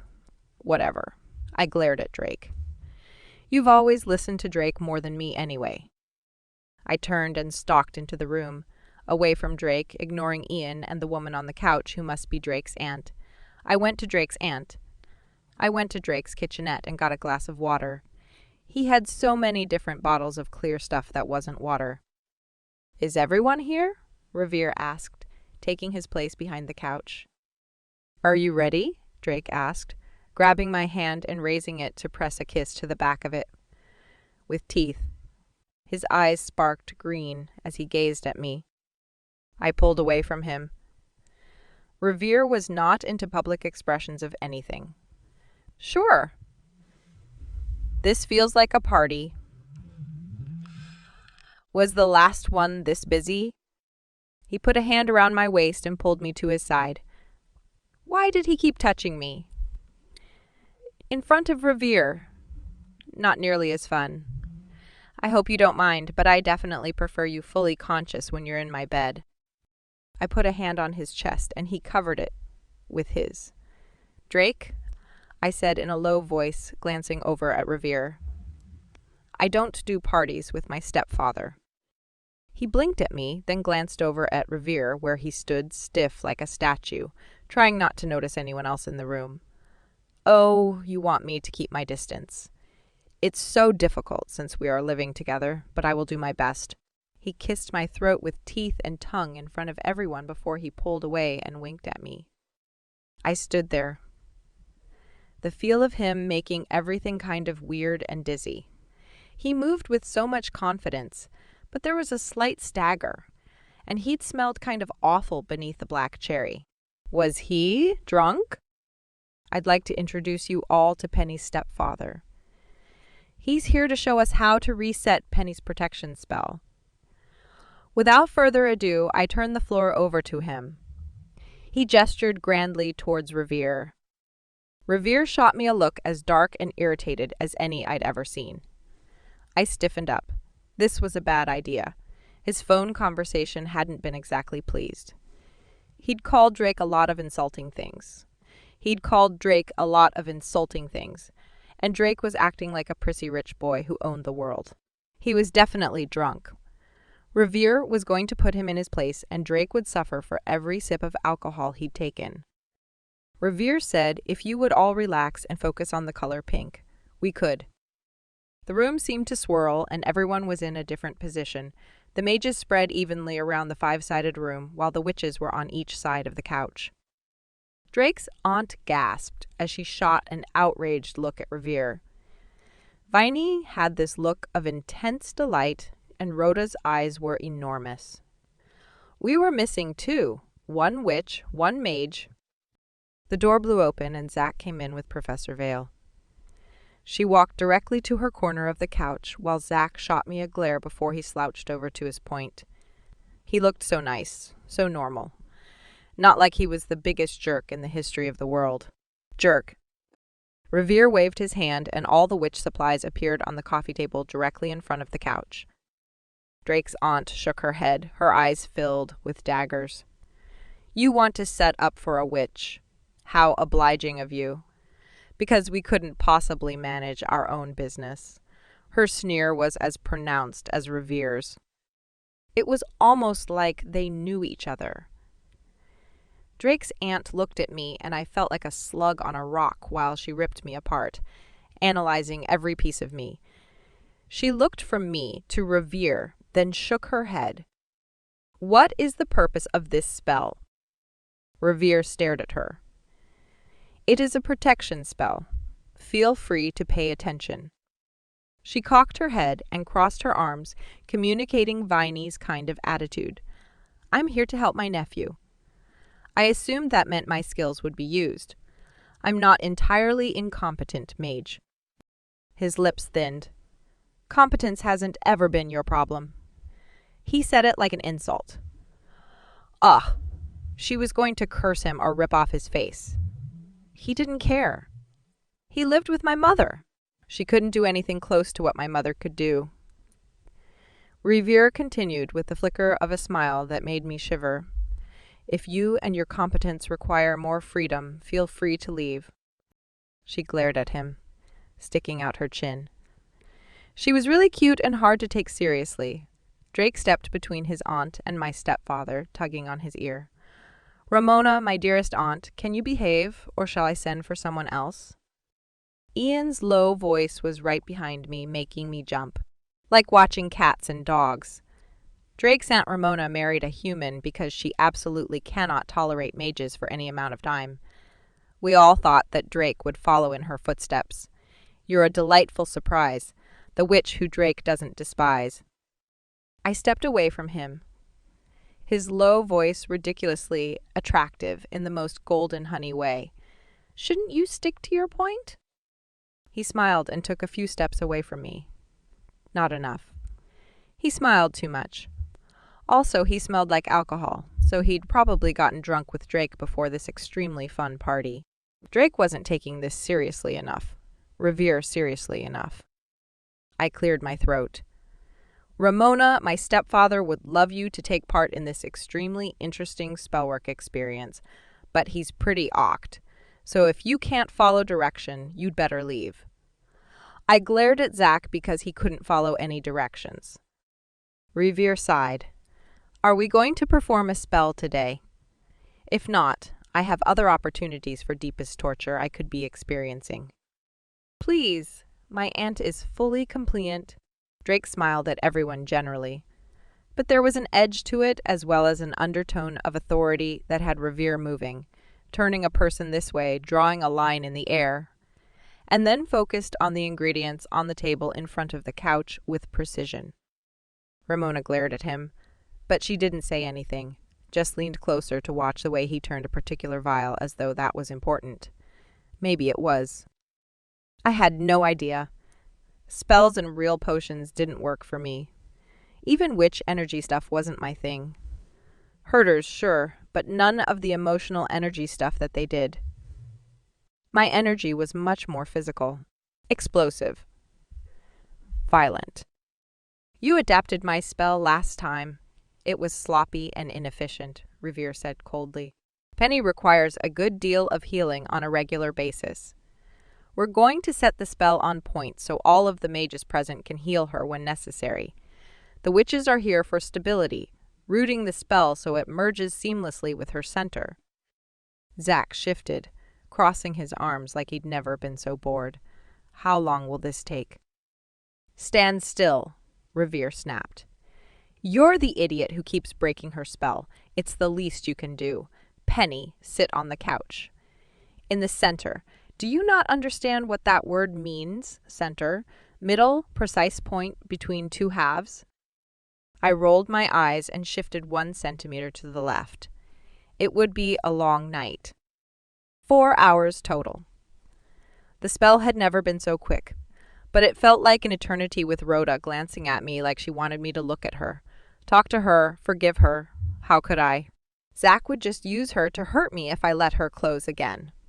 She wasn't my chem girl, just a girl who did what Drake said. I should have realized that's what she was from the beginning.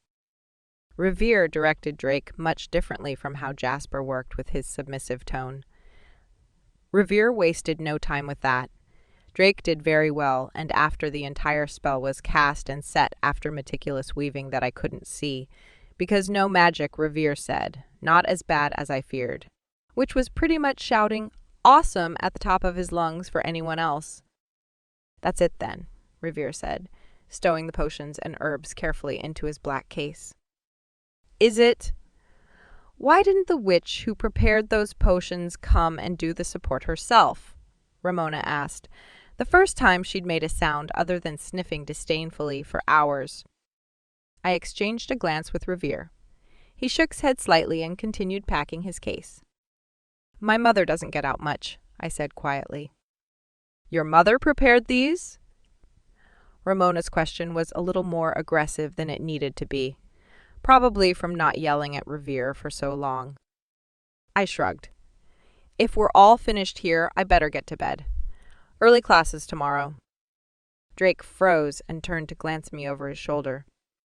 I blushed and tried not to look at anyone directly as everyone disappeared, either using the door or stepping into nothing. Revere didn't disappear. He stood there staring at me, arms folded. Why are your trunks in his room? We're engaged, Drake said, wrapping his arm around my shoulders. He leaned heavily against me, and I had to stiffen my legs to keep upright. Revere had made certain he sucked a lot of life out of him. No, we aren't, I said. Drake frowned and whispered, I thought we were going to tell him that. But the Pope said we shouldn't lie. He's not a pope. Still. Penny, what's going on here? Revere's voice was cold, but he didn't look particularly tired. He'd taken all the life out of the circle of mages instead. Are you living with this mage without any intention of marriage? I stared at him. Of course not. Drake's not staying here. He's just letting me stay while I figure out what to do about Zach. He has a lot of anger. He was Pitch's support at the tourney. Yes. Revere's question made me shift uncomfortably. Yeah. He helped me after Pitch did what she does and healed me, but he's upset because Pitch and he broke up. Broke up? Pitch dated him? I shrugged. I don't know. You don't know? He stretched out the words as his gaze grew darker and darker. I don't know everything Pitch does. I pulled out a lollipop, crinkling the cellophane nervously. Is that right? He was not amused. I smiled brightly. Drake doesn't know Pitch. Isn't that too bad? We should have gone on a double date with Zach and her, but now that they're broken up, who knows if he'll ever get to know her. Revere closed his eyes like he was in pain. Huntsman, a word with you, if you don't mind. He grabbed Drake's arm and dragged him out of this world, leaving me alone in Drake's room. My phone buzzed. I looked at it. Viney. That was incredible. I've never worked with mage energy like that. I owe you for including me.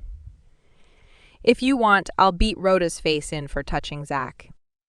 I quickly replied, I don't care if Rhoda touches Zach. It's Pitch I'm worried about. Right. You don't care. That's why you were shooting glares at him the whole time. I was not, except that Pitch will hurt her. I'm worried about her. And that's why you wouldn't even look at Rhoda. Poor thing.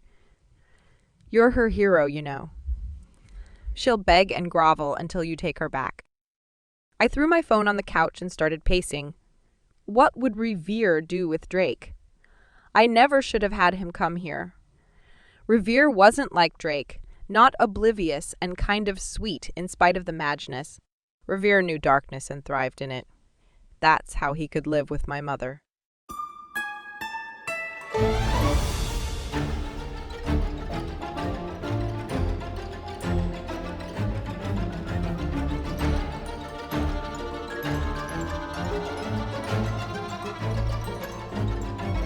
Blooming Black, Chapter 8. The field swarmed with monsters of various sorts, some one-headed, multiple-armed kind of things, others serpents much smaller than a dragon, but much larger than a man, at least most of the men in the ranks. The air was strangely quiet in this moment before the battle. When you said we should go to Darkside to celebrate, I envisioned more drinking, less battling. Ian's armor looked like liquid gold, shimmering impressively and drawing the gaze like the sun rising after a very long, dark night. As long as you're Penny's mage, you should get used to it. What did you think of Ramona's reaction? Do you think her uncle and her knew each other? Ian's raised eyebrows were the only things I could see beneath his golden helmet. I would say unreciprocated affection on her part. Can you imagine Revere being your uncle? I didn't think anyone could possibly reject a huntsman. And yet he is a married mage, but not to... I shrugged and shifted the hold on my green fire sword. If Penny's mother is as beguiling as she is. Good point. So, why haven't you married her yet? I growled at the monster 6 feet in front of me, its enormous green hide painted in blood. Why haven't we started fighting? Are they waiting for me? I'm just saying. Zach is clearly insane about her, and he owns her. It's not like you to hesitate. Forget it. I lunged ahead and hit a force field that sent probably 500 volts through me. Green swirled as I sank the energy into my skin and bones, absorbing and sucking in all the force of that spell, until I was utterly recharged after the grueling spellcasting Revere had put me through.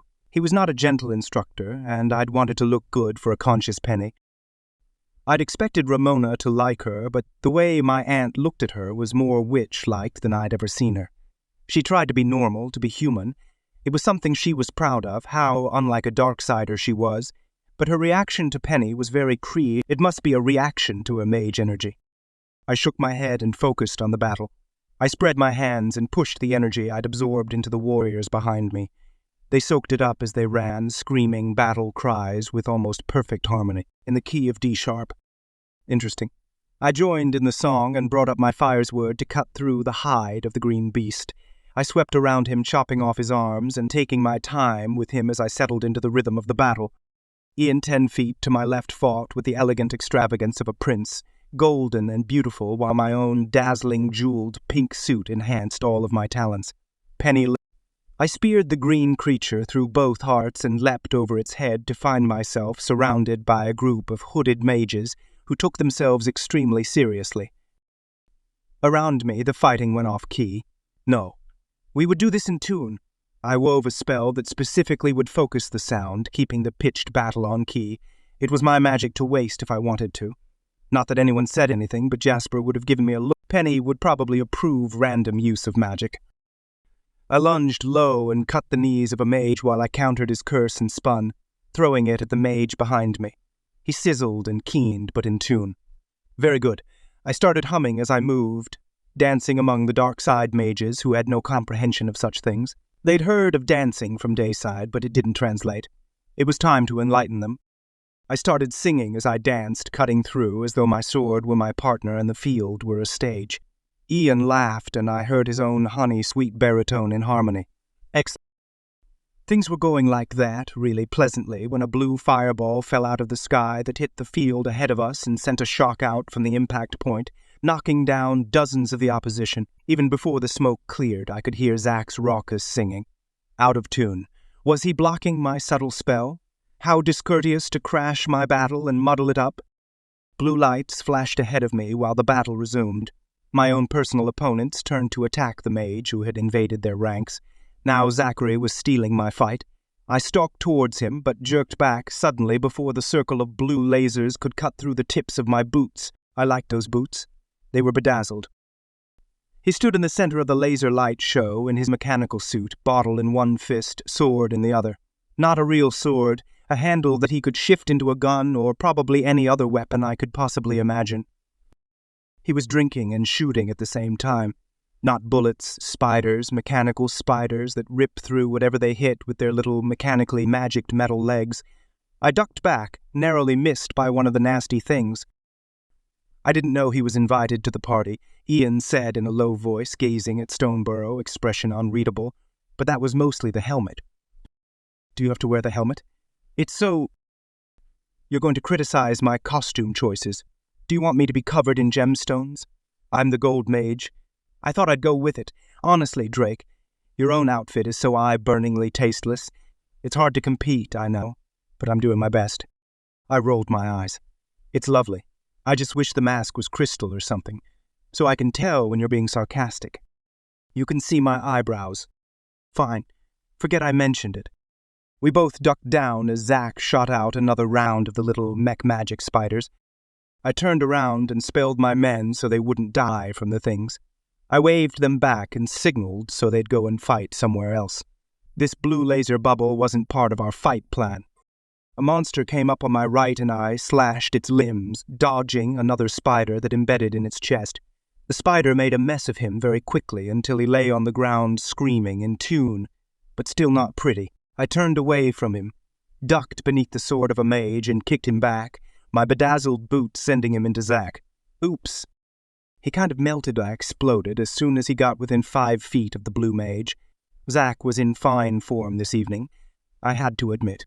No one did crazy mech mage better than my old friend. It was too bad about Pitch. He'd made a mess of the tourney, but maybe if she saw him here, she would change her mind about him. He stumbled around, causing death and havoc while he drank, the sound of him all metal and screeching, screaming. Ah, well. I drifted into smoke over him and into the battle beyond. We fought for hours, the pretty Dayside mages. This army was one of the subtle sorcerers fighting a warlord mage on the edge of the devil's domain.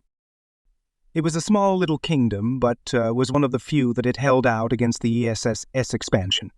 It was only after years of research on the part of the devil and Signor, mostly Signor, that it was clear that all of the battles fought and won over most of Darkside in the last 20 years had all been him. His scope was impressive as well as more than slightly terrifying. The devil and Signor weren't at this battle. No, this was all me and the ragged warriors left from the little overlord, and now Zack and Ian. Maybe I should have brought a few armies with me. That's when Zachary started throwing herders.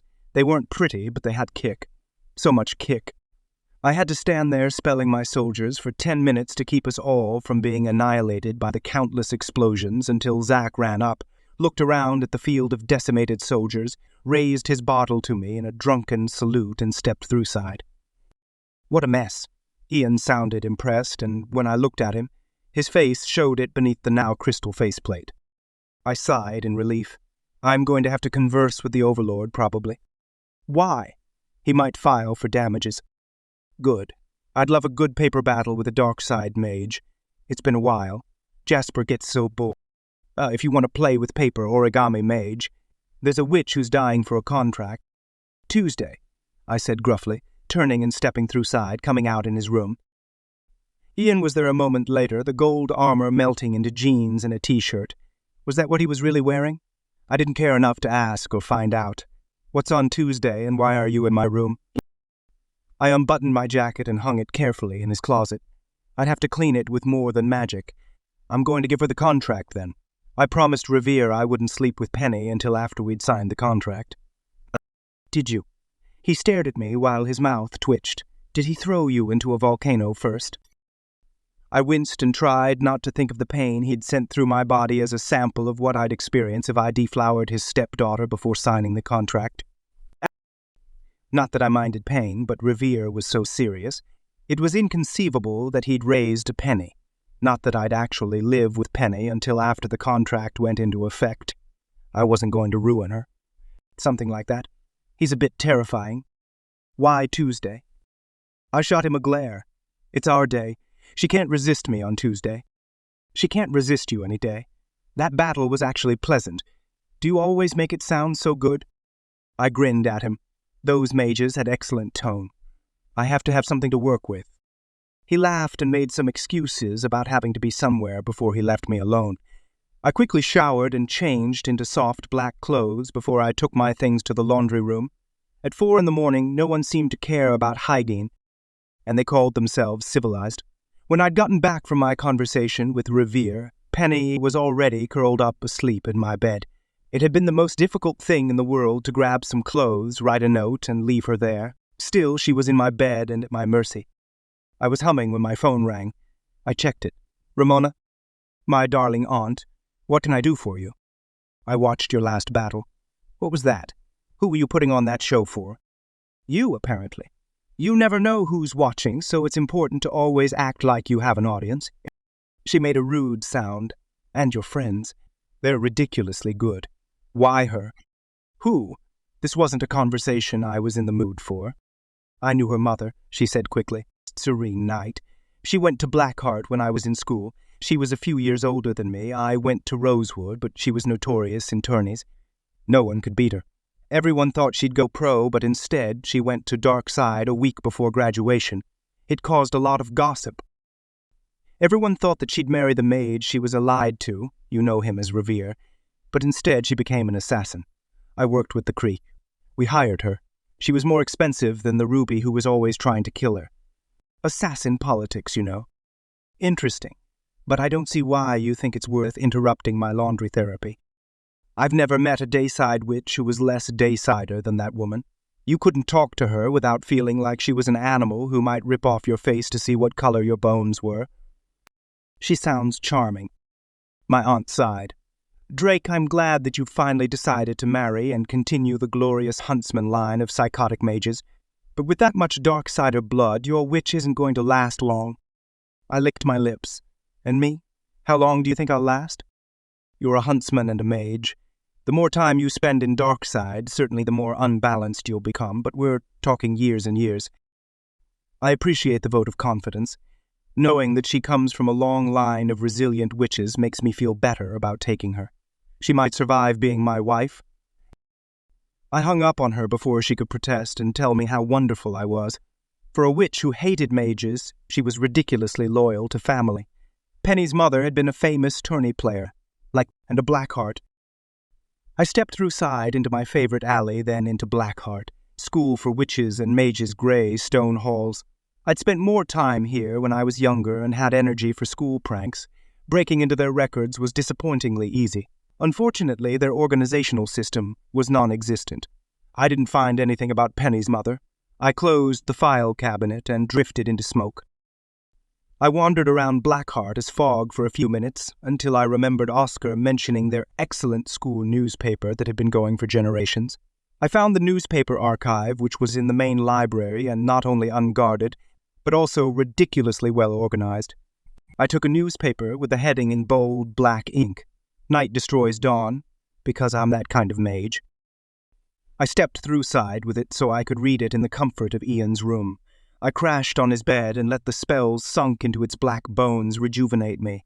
The pictures were very clear. Serene Night was a beautiful witch. She did black and white well with her black and haunting eyes surrounded by a frizzy mass of platinum hair. She didn't have as much hair as Penny, but what she had was impressively wild and willful. She looked like a dark-sider witch, but also not. Her features were fine, symmetrical, delicate almost. Penny had the same mouth and pointed chin, but the nose was different, Penny's slightly stronger, and of course Penny had much more color. I leafed through the newspaper after reading the headlining article and stopped at the picture of a much younger and far less grim Revere. He was smiling, had no shirt, and held a sword. The Prince of Blackheart, the chemist captain, had been Revere. The spellmaster was also a fighter. No, there was a name there. Oswald Creek. It didn't take much searching on my phone to find his obituary, only 2 years after that newspaper clipping. I couldn't find anything else about Serene Night. My stomach started to get tight and anxious. This was starting to look like the kind of love triangle that caused most wars and mass destructions in Darkside. Penny's father was someone who could seduce a witch who already had the love of the perfect Daysider mage. And if Signor was the ruby, like Teddy insisted, then it couldn't be a coincidence that he'd been in Penny's life, could it? No. Was he working for her father? Was the subtle sorcerer him? So many questions piling up, and the biggest one, would Penny sign my contract? She hadn't even read the fine print of the last contract I'd given her, just signed it while she tried not to throw up from the effects of the curse. Would marrying her break it? Once all of the Huntsman family protection spells transferred to her, it might do something. My aunt was concerned that sweet, delicious Penny Lane had a dark side heart beneath that ruffled bodice. I hope so, otherwise I would consume her much too quickly.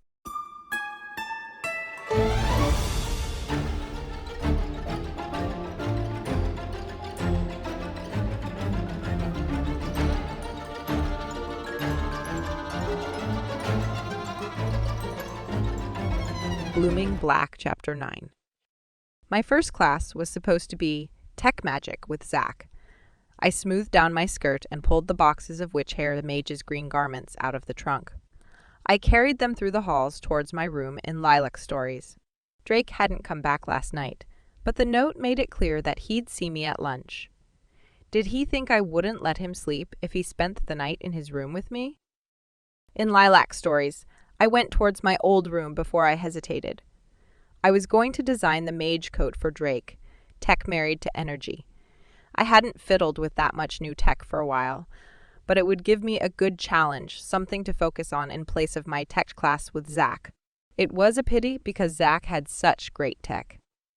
I smiled and turned towards his room. Zach wouldn't be there. I picked the lock and went inside. I stopped when I saw Pitch's defaced poster. Seriously, there was the traditional mustache, which was fine. But what was with all the expletives and pathetic put-downs? Like fat sadist in dark purple marker? They needed more practice defacing posters. I was working on laying out the hair in a perfect grid when the door blew open and Zach came in wearing a coat around his waist and nothing else. I ignored him. "What are you doing in here?" I'm taking off my coat. Aren't you terrified of nudity? His face was going quite red. I shrugged. Do what you want. What are you doing here? Get out! You freak! How dare you use my equipment after you hung me from the top of the flagpole naked? I turned around to frown at him. That wasn't me. That was Pitch. It had totally been me. Yeah? His eyes were so neon blue, like they were going to shoot bolts of lightning at me any second. I know Pitch. Beating me unconscious, that was Pitch. Hanging me from a flagpole naked, that was Penny. Why would you do that? I shrugged and turned back to my work. Penny, are you completely insane? Yes, I am. I am also into equality, the stupid kind. Since you saw me naked, the whole school gets to see you naked. Don't worry, I kept my eyes closed while I hauled you to the top of the flagpole. How long did it take you to escape the tech bonds? Was I supposed to be timing myself? I could have done it in 45 seconds. I left a perfectly sized piece of metal taped to your face. Yeah, that was really thoughtful. How was I supposed to get it off my face with my hands in those? What were those? Security. Sometimes I'd have to tie up Poppy so I could do a project without interference. That's what they're called. I shrugged. I name pets, not thingies. Do you have something that can relay magnetic waves in a cycle? He glared at me, but went past me and pulled out this big machine, his muscles bunching and flexing while he set it up for me. I didn't notice his bare back. I closed my eyes and focused on breathing until he grabbed my face and jerked up my chin. You're in my room. Why? We're having an epic feud. I blinked at him. Can I be honest with you? I don't do feuds. I feel okay now. I ripped apart all the Chem girls. Pitch ripped them all apart, and I tortured and humiliated you. I'm okay now. You're okay. I healed you, and you. Why aren't you hurt? Ian. He's an excellent healer, and he doesn't ask any questions. I think he's the kind of mage who might be able to follow rules, so long as they aren't something about only sleeping with one girl. What? He blinked at me, his mouth open like he was going to say something, but didn't know what it was. What about Drake? You moved in with him. Yes, but I get the idea he doesn't spend a lot of nights there. He isn't with women like Ian, is he? No. His focus is completely captivated by Penny Lane, even if he only knows half of you. He pulled on a pair of pants, staring at me the whole time. He had the coat tied around his waist, so it's not like I saw anything. Not like I was looking. I was serious about hauling him around with my eyes closed.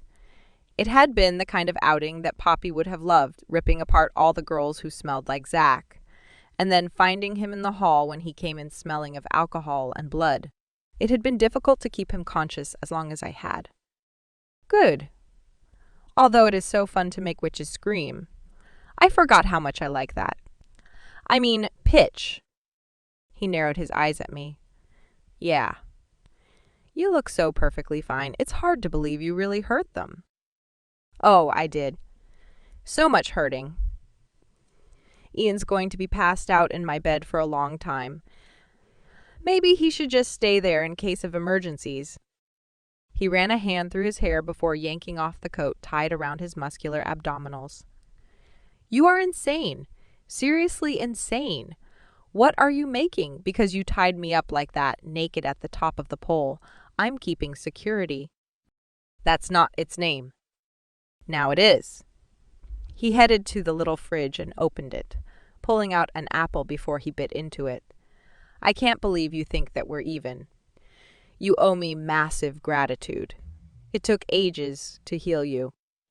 I didn't ask you to. I specifically told you to go away.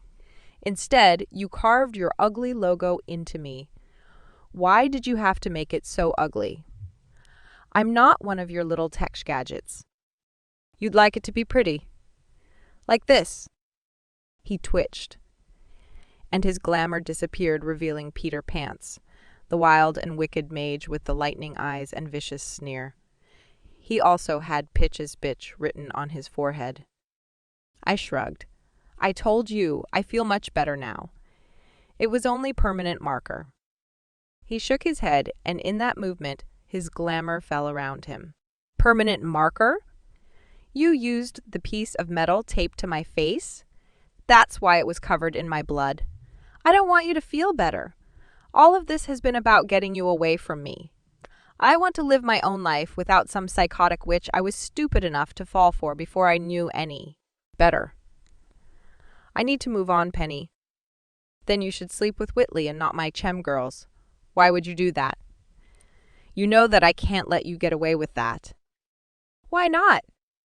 "Because," I said, gripping a metal rod and stepping closer to him, "you belong to Pitch." He stared at me, like Poppy belonged to Pitch. I blinked at him and lowered the rod. I turned away from him. I should go. I packed up the boxes and headed out. I'd stick them in my room until next time. "Penny," Zach said, grabbing my arm. I froze and felt a wave of nausea that had me bending over and dropping the boxes. "What's wrong?" His eyes were concerned, his fake face so nice. I shook my head. "I need to lock her up." "Who, Poppy?" "Pitch. She's stronger than I am. She'll destroy everyone I care about," they screamed, Zach. "So much." I shuddered and my legs gave out. I put my forehead on my knees and wrapped my arms around them. He hesitated, sighed, then sat on the floor next to me. He put a hand on my hair, stroking me like I was a cat. I fell over onto his shoulder, crying like a complete idiot. "I'm sorry, Zach." "You're right. You gave me a cat. I gave you security. I can't believe I did that to your forehead. I think I thought it was a marker." "It's okay. It's fine. I mean, I know Pitch. You're right. She had to hurt me and your chem girls. Just knowing that you're her, it made me forget who she is. You were Pitch that whole time. Who did I kiss?" I shook my head. I don't have an awareness of what Pitch was up to when she wasn't inside of me. She did whatever. Now she's back. If girls try to trip me and stuff, she'll rip them apart. Maybe not. She's kind of satisfied right now. So I never actually kissed you. "No. And what were you doing kissing Pitch anyway? She's pain." I lifted my head to frown at him. I stared at his forehead. I ran my fingers over the letters I couldn't see. He shuddered and pulled me onto his lap, putting his hand on my hip where he'd given me a logo. I gripped his wrist, the bumpy scar that ached so much. I could feel his ache. I pulled his pain into me and slumped against his shoulder. Someone knocked on the door. I scrambled away from Zach. The door opened the rest of the way because apparently it had been ajar. Ian stared at us with his golden eyes. Ian, Zach, and I said in unison, "Morning. You have a very enchanting bed, Penny Lane." The wood sounds were a little bit conducive to weird dreams, but other than that... Was I interrupting something? No. Zach and I said at the same time. He grabbed a shirt and pulled it on while I grabbed the boxes and shoved them into an empty cabinet. I straightened too quickly and got dizzy. Zach caught me around the waist and then pushed me at Ian and slammed the door on us with a thud that made me jump. I stayed leaning against Ian until the warmth of his skin broke through my own dizzy, weird Pitch hangover. I straightened up and headed for the outside door. I needed to get to my second class. It would be fine. World's history or something. I unwrapped a lollipop with shaky fingers. "Where exactly did he brand you?" His hand was definitely up your skirt. I shot him a glare. It was not. My hip. I shook my head. It wasn't what it looked like. Penny, I am constantly in compromising positions. It was exactly what it looked like. Namely, the two of you taking a moment out of your epic hatred to diminish the mutual agony of a strained binding. Still, Drake isn't going to like him putting his hand up your skirt. We probably shouldn't going to like him putting his hand up your skirt. We probably shouldn't. Mention it. I exhaled. Why would you say that? If you say we shouldn't, then we definitely should.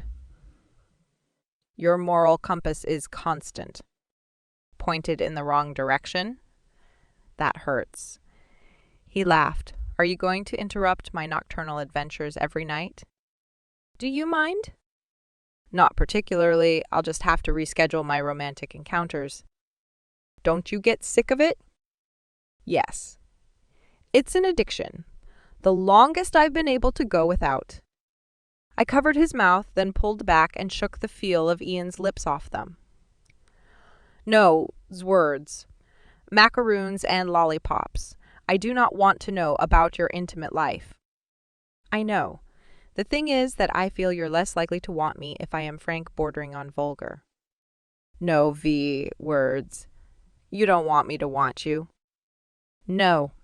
I'm incredibly easy to seduce. Well, I didn't need to know that. I'm incredibly difficult to seduce, apparently. No. Words. He laughed. Drake not taking advantage of you. No. I'm determined to throw caution to the wind and revel in my self-destructive obsession with Drake. How can I do that without him? Do you want me to set up a 3D holograph for you? I thought about that. No, it's okay. Thanks for last night, Ian. You're really excellent at what you do.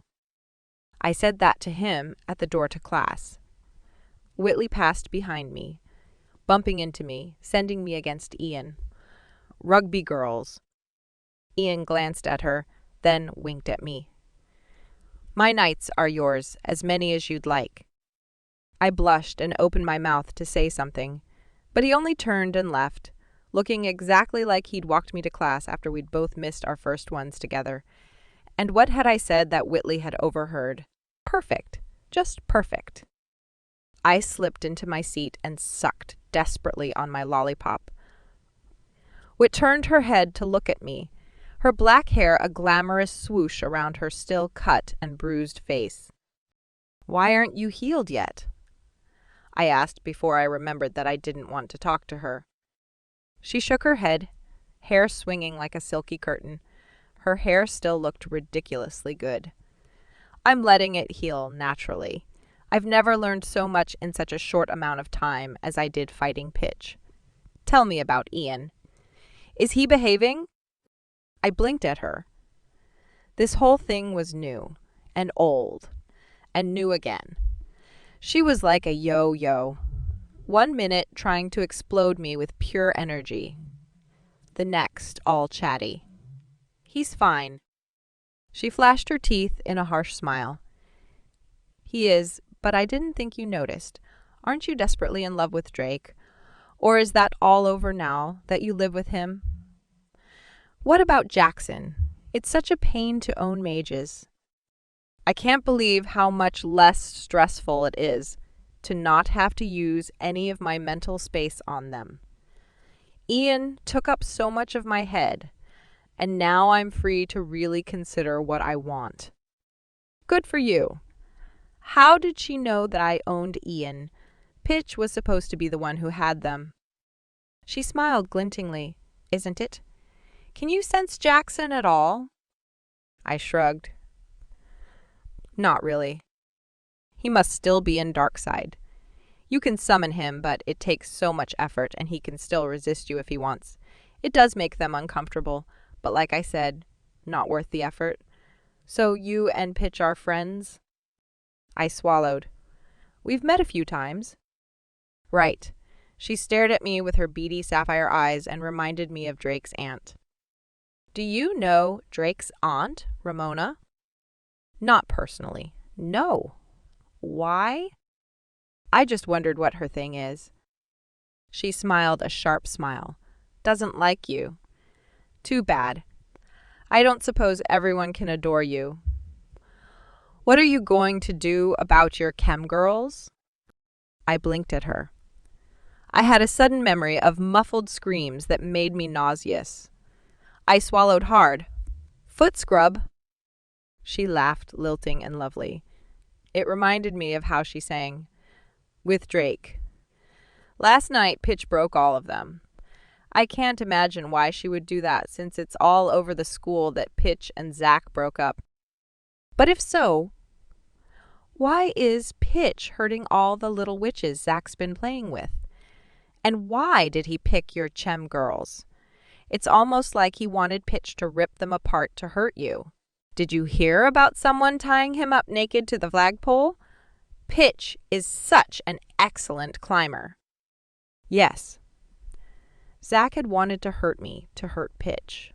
Those screams. I was going to be sick. She turned around when Professor Vale cleared her throat, dark eyes bright beneath the black, spiky hair.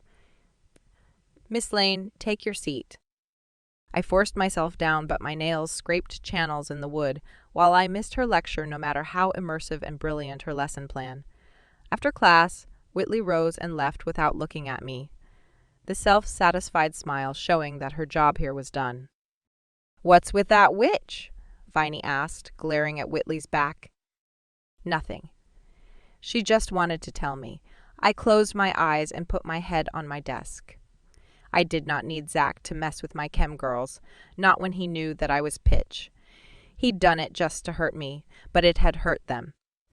What kind of monster would show affection and attention to girls he was setting up to be ripped apart?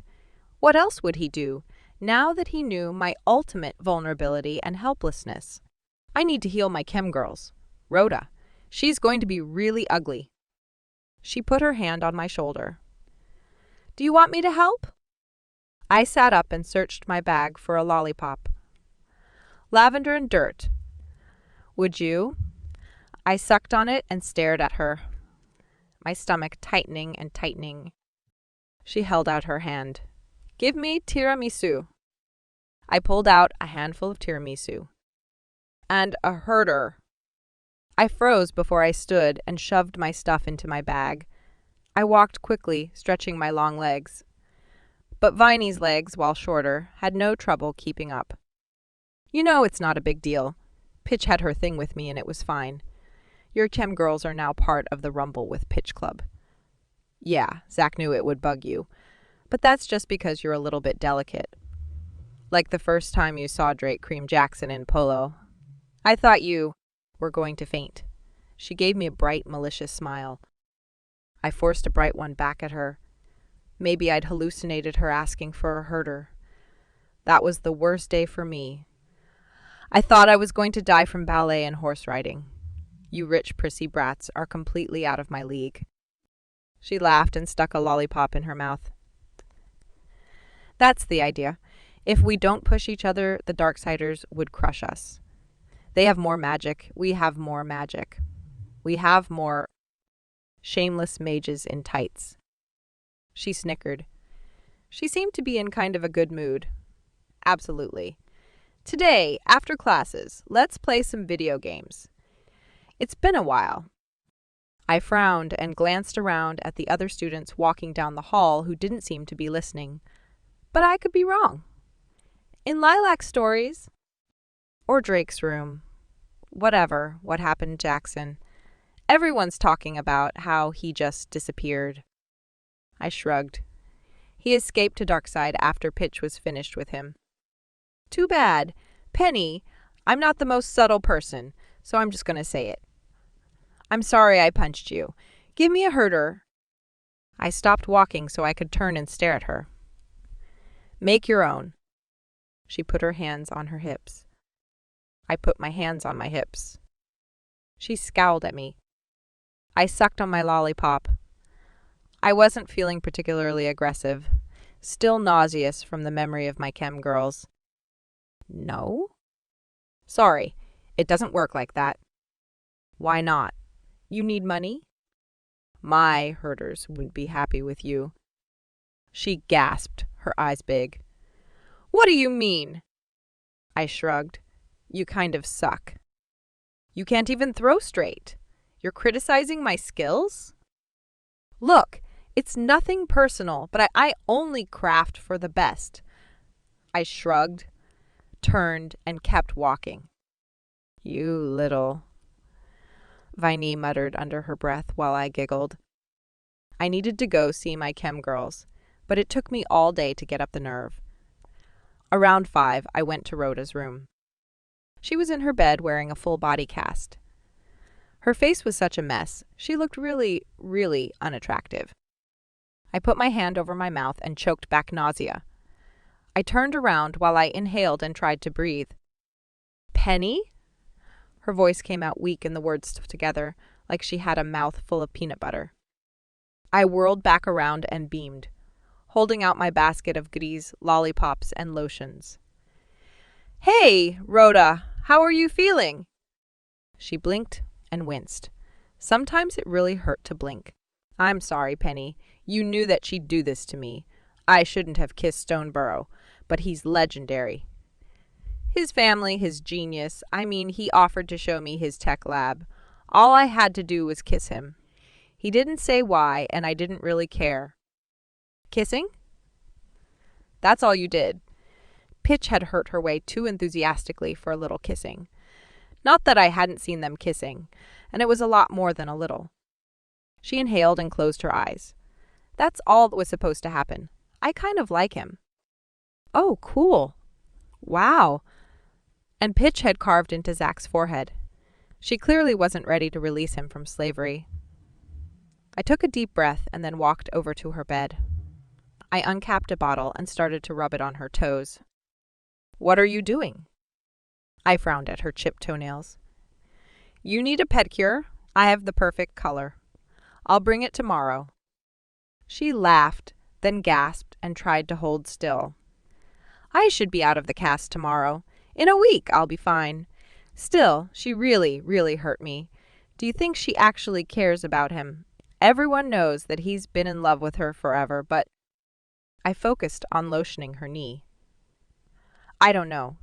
Some people can get clingy, not want to lose someone once they reveal their vulnerabilities, you know. Pitch is so tough, so she probably has a soft side that she protects. If anyone sees her vulnerabilities, then they can hurt her. And she's so tough because she doesn't want to be hurt. Or something. I shrugged. What do you like about Zach? Just his family. He's a genius, and he's really good with animals. I nodded. I guess. He spends a lot of time playing video games. Yeah. He's not so stressful, you know. My mom is like that, never letting anyone relax. There's always something more important that you could be doing. Yeah, I guess. Drake's really high stress. Is he? He's always running the school and his business and everyone else's business, and then being attorney star and music and whatever else he does, which is always something. Anyway, I'm sorry about everything. What are you putting on me? Arnica bruising cream with a few more things added to help with the swelling. It's technically edible, but it's pretty vile. I don't recommend eating it. She blinked at me. Noted. I kept rubbing lotion on her while I thought about Zach and how relaxed he was supposed to be compared to Drake. Also, it was kind of awkward to live with Drake when he wasn't even there. It just felt weird. Like I didn't feel like I had a place to go to.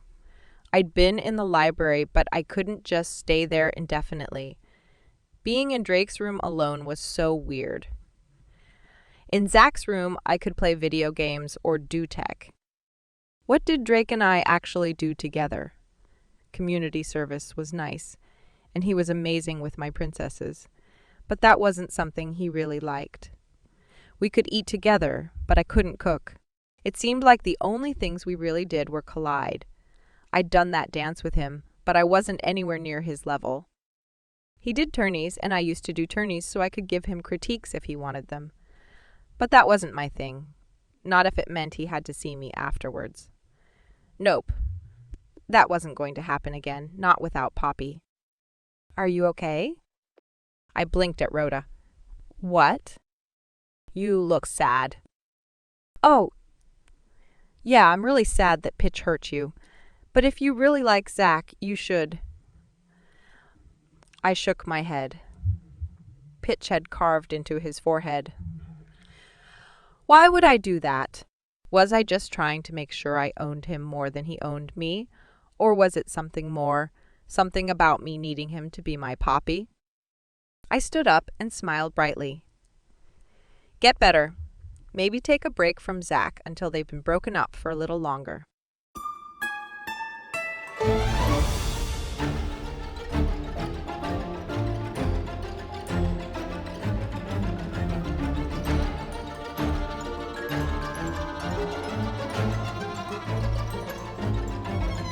Blooming Black, Chapter 10. I went over the contract the millionth time. Ian lounged next to me, doing homework, strangely enough. You're going to be late. I fumbled my papers into a pile, then checked the time. 4:50. I have a few minutes.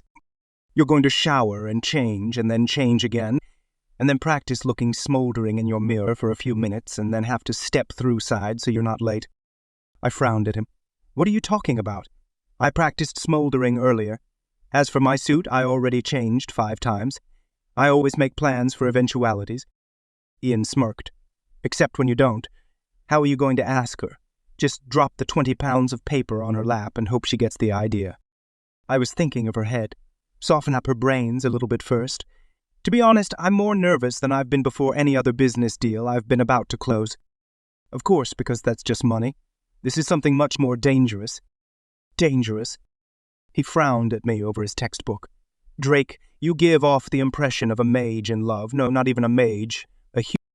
I hesitated while I smoothed my fingers over the crisp white paper. They were spelled to stay crisp even after multiple handlings. That's my intention.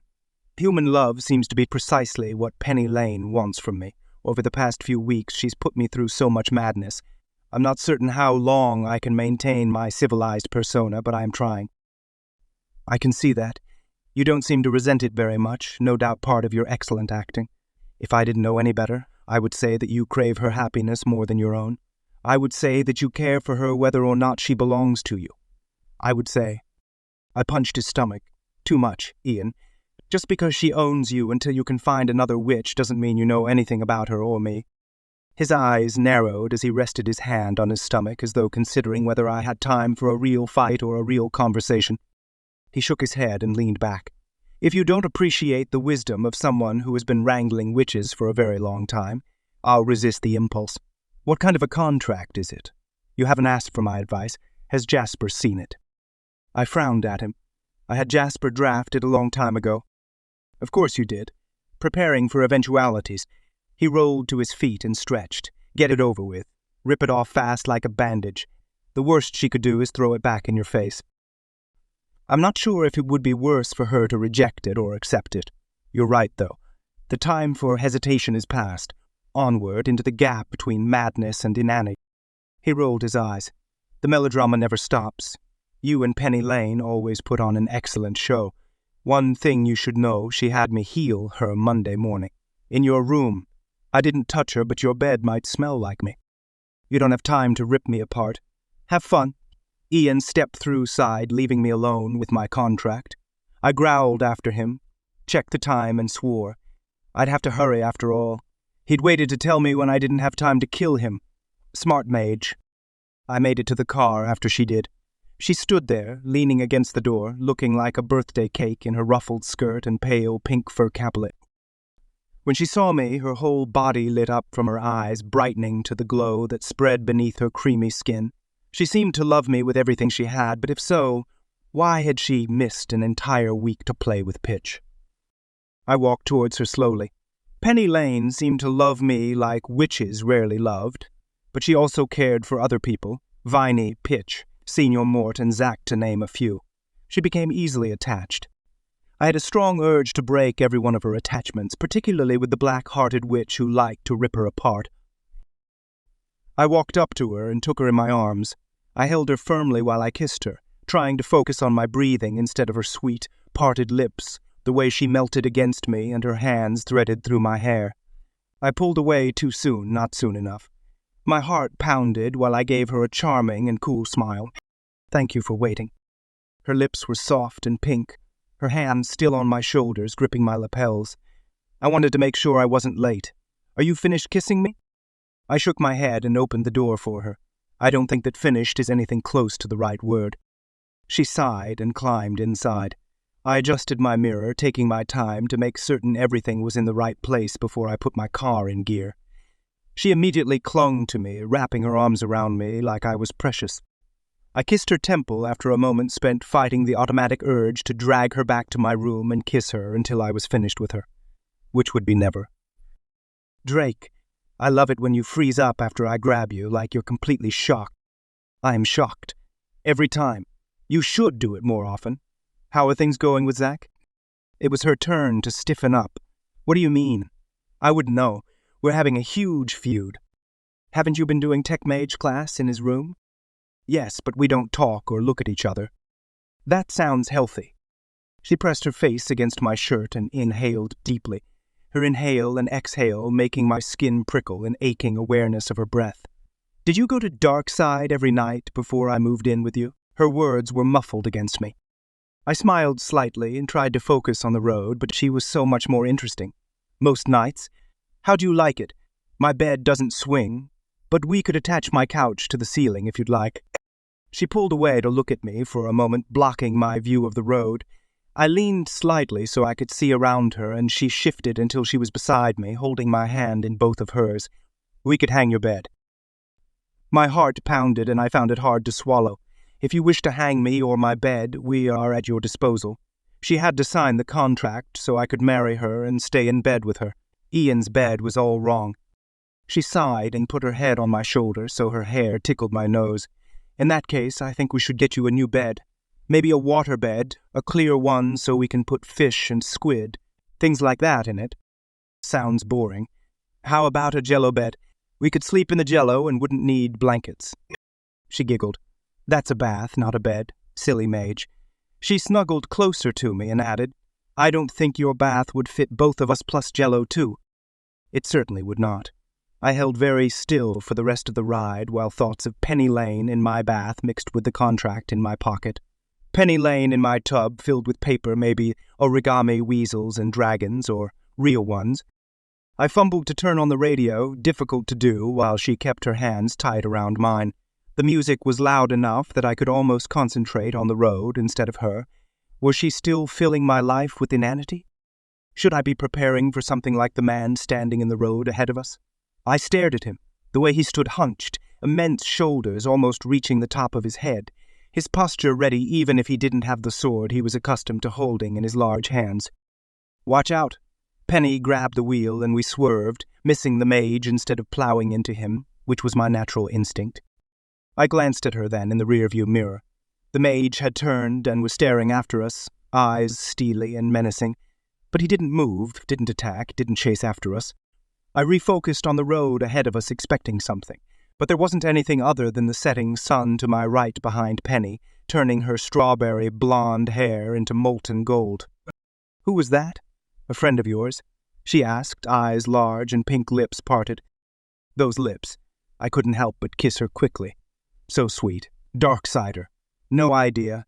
Maybe he's hitchhiking. She frowned at me and slid into her own seat instead of hanging on to me. I resented that more than a little bit.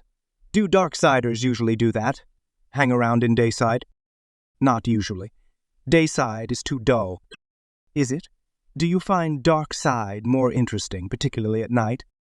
I inhaled deeply. I had to stop thinking of Penny Lane in my bed, my tub, with or without jello. That depends on the night. Drake, should we be worried about that Darksider? I shrugged. I'm as prepared as I'm ever going to be. Don't you need to hold on to me? For the sake of the fear, of course. She smoothed her skirt down over her knees. I don't want to distract you. This is our Tuesday. You aren't the distraction, everything else is. I grabbed her hand and tugged her back over beside me. I wrapped my arm around her and purposefully inhaled her hair. She didn't hesitate, but wrapped her arms around me and pressed her face against the skin of my neck. Drake, you smell so good. I want to breathe you for the rest of my life. I'm supposed to be worrying about random Darksiders, but all I can do is smell black cherry and ashes. And blood. It makes me want to bite you.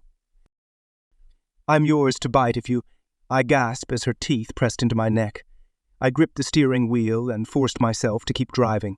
The rest of the drive was a blur of Penny, my throat and her mouth, so much soft sharpness. I parked and sat for a long time, still gripping the wheel until she noticed that we'd arrived. She lifted her face, leaving my neck covered in goosebumps and bite marks.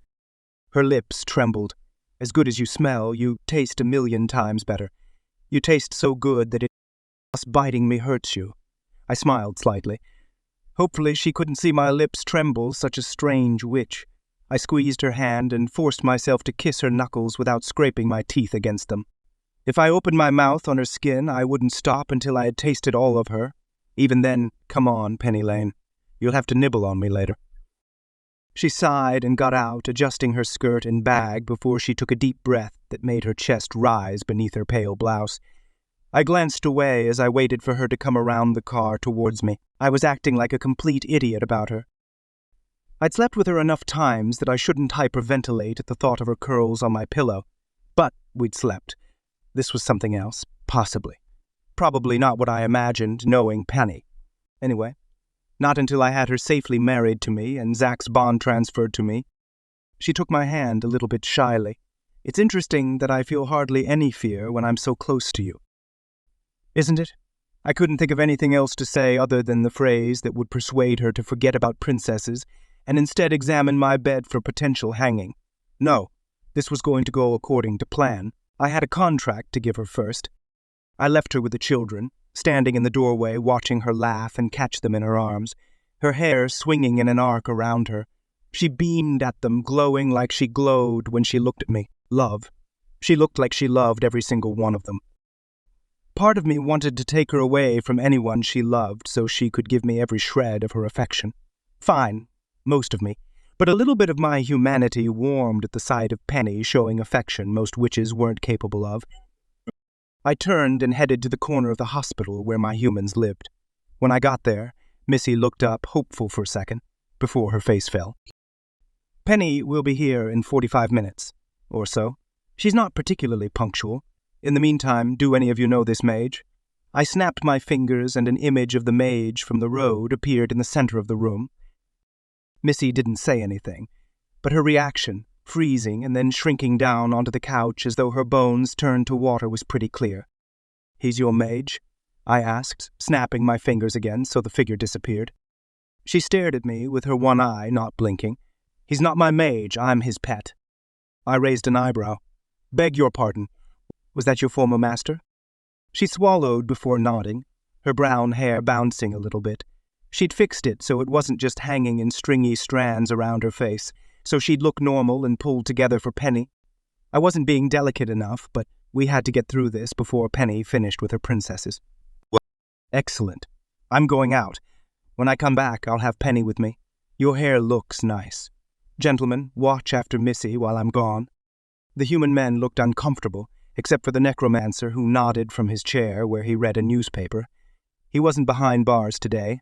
Hopefully that wasn't an error on my part. I stepped through side and then back into Dayside on the road where I'd left the Darksider mage. I could smell him, his scent heavy and dark. I followed his trail off the road and into the woods beyond. I moved quickly at a jog. I had to get this wrapped up in only a few minutes. I came down a ravine and then jerked to a stop as a sword swung towards my throat. The mage stepped out from behind a tree and glowered at me, but he wasn't as insane as most dark-side mages I dealt with. I held my hands up because as much as I'd like to fight him, time was precious on Tuesdays. Good evening, he replied in English, his voice surprisingly melodious and lilting. He smiled slightly, baring teeth that were much whiter than most Darksiders, and he spoke English. That meant he'd made an effort probably for Missy, which meant that he was attached to her. Will you be here long? I asked, not for something to say. It was a serious question. If Missy's former master moved to Dayside, there wasn't anything I could do about it or about their relationship if she chose to take up with him again. He couldn't take her to Darkside, but he could be with her here. For some reason, I didn't think that would help her progress. You're the mage who takes the humans from dark side. He lowered his sword so the words were slightly less threatening. I am one of them. Do you know of a human who needs rescuing? He smiled a little bit more, showing his terrifying teeth. I do not. I have a question for you, mage. What will you give me for its answer? He cocked his head and studied me. I will give you a location. I raised my eyebrows. I already have a location. I am currently always somewhere. At least usually. He folded his arms over his heavy coat that hung down past his knees. I have in times past been in a position of knowledge about a certain mage, a sorcerer some call him. You may be interested in knowing his location or that of one of his holdings. I blinked at him. He was offering me information on the subtle sorcerer or someone else. Interesting. Very well. We shall see if I can answer your question. You took the girl. Gray eyes laugh like falling water. Is she safe? I stared at him. The way his eyes held a world of concern, madness, worry for the human girl he'd eaten bits of. Missy as well. She hasn't adjusted to Dayside yet, but she's talking more. He blinked rapidly and opened and closed his fists. She's well, you swear it? I swear it. His relief was visible, relief and something else. She's well. What is your intent with her? I understood what he meant, even if the words didn't translate exactly. I'm curious about how much madness humans can handle and still react in Dayside. The process is fascinating. He frowned at me. You want to see how easily humans forget Darkside? Yes, it is interesting. Will Missy marry a human? I hesitated for a moment. Coming out and asking about Missy's personal relationships showed his hand more than usual from a Darksider. I don't know. She doesn't talk to most males, so probably not any time soon. He nodded very slowly. I see. She hasn't forgotten yet. He pulled a piece of parchment out of his coat and ripped off a corner with his teeth. He put the rest back and focused on spelling the paper very precisely. It's a little bit difficult to forget about the mage who ripped out your eye. He glanced up at me with his head cocked while he folded the paper and wrapped it in a bit of red fabric before he held it out to me. For a human. One location. You activate it like a search spell. He gave me a short bow, then turned and stepped through side. I struggled with the urge I had to follow him and put my fist through his skull. The way he talked about Missy, the way he clearly intended her to be unable to forget him made things shimmer green for a long moment until I managed to take a deep breath and put that bit of paper in my pocket. The pocket that came out in my closet at Huntsman Manor. I shouldn't take it personally. The mage clearly loved Missy, so naturally he behaved despicably towards her. I stepped through side and came out in the hospital hall outside of the room where Penny sat with her princesses, letting them completely mangle her exquisite curls. I leaned against the doorway, watching and fighting with my own impulses to take her hair away from her so no one else could touch it, shaving her head and keeping her hair as my pillow wouldn't physically hurt her, but that it was the same impulse as dark side mages should give me more than pause. A dark side witch wouldn't mind a mage who took her eye for sentimental reasons. No, the more mangled, the more adored she was. I shook my head and smiled at Penny once she saw me. Her face flushed in a ridiculously charming blush that crept down her. You're early today, she murmured, glancing up at me from beneath her lashes on our way to the human rehabilitation ward. I missed you. She beamed at me and grabbed my arm. Me too. I love my princesses, but I wish you'd come with me so I could hold your hand the entire time. All the time. Maybe I should chop it off and take it with me wherever I go. I laughed out loud because that was precisely a Darksider mage reaction. Trust her to turn everything on its head, and I'd been feeling guilty for wanting to steal her hair. You should know that it's common courtesy to take the hand that isn't the dominant one, unless you really, really love me, in which case you should take my right hand. Her eyes widened and lips parted. You aren't joking. Right? I could make a morsel out of you. She pressed her face against my shoulder. Drake, it's too horrible.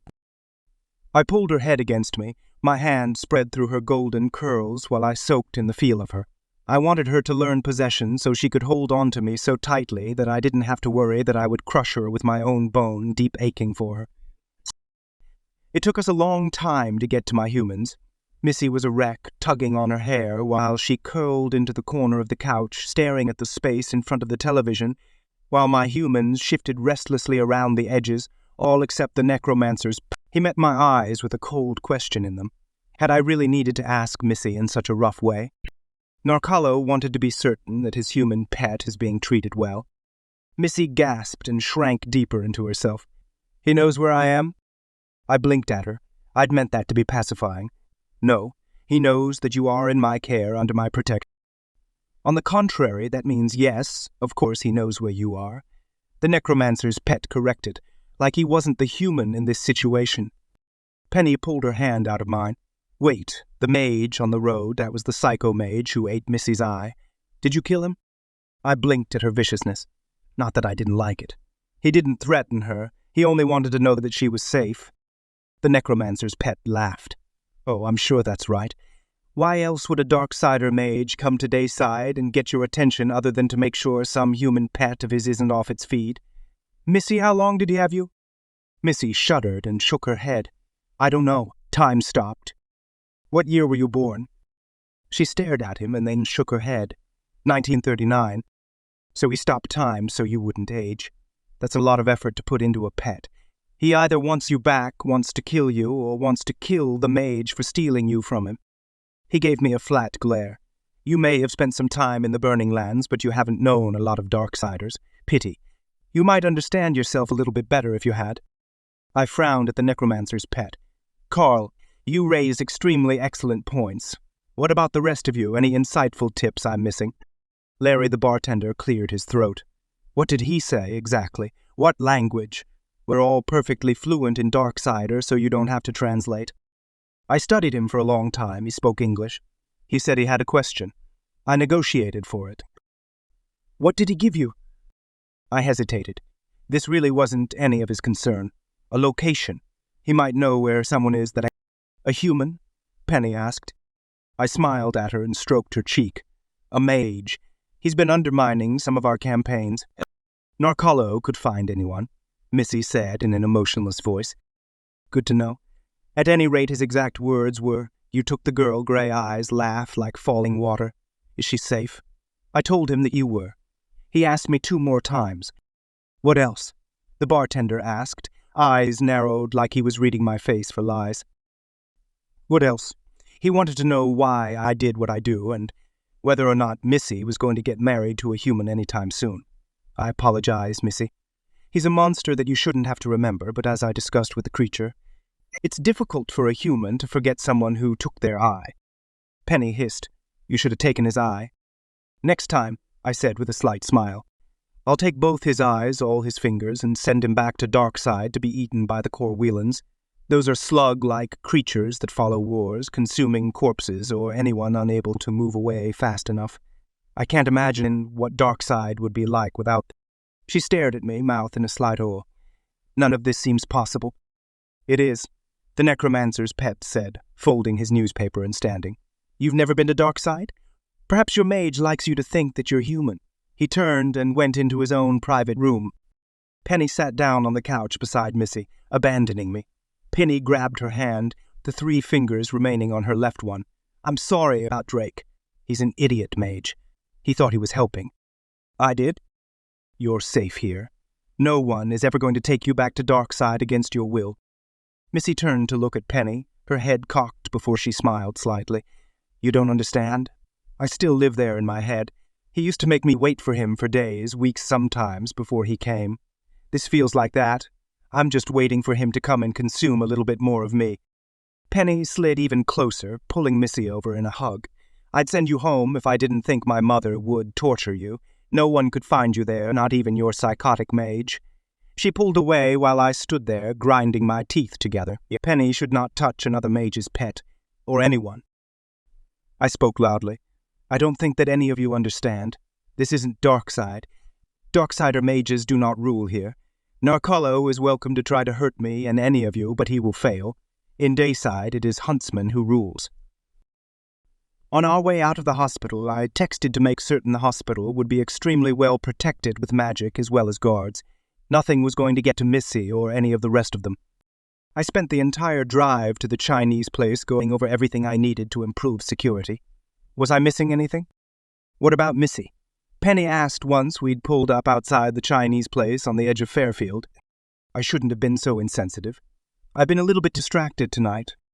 She frowned and turned to me. She loves him. He doesn't have to go to her. All he has to do is give her the chance to go to him.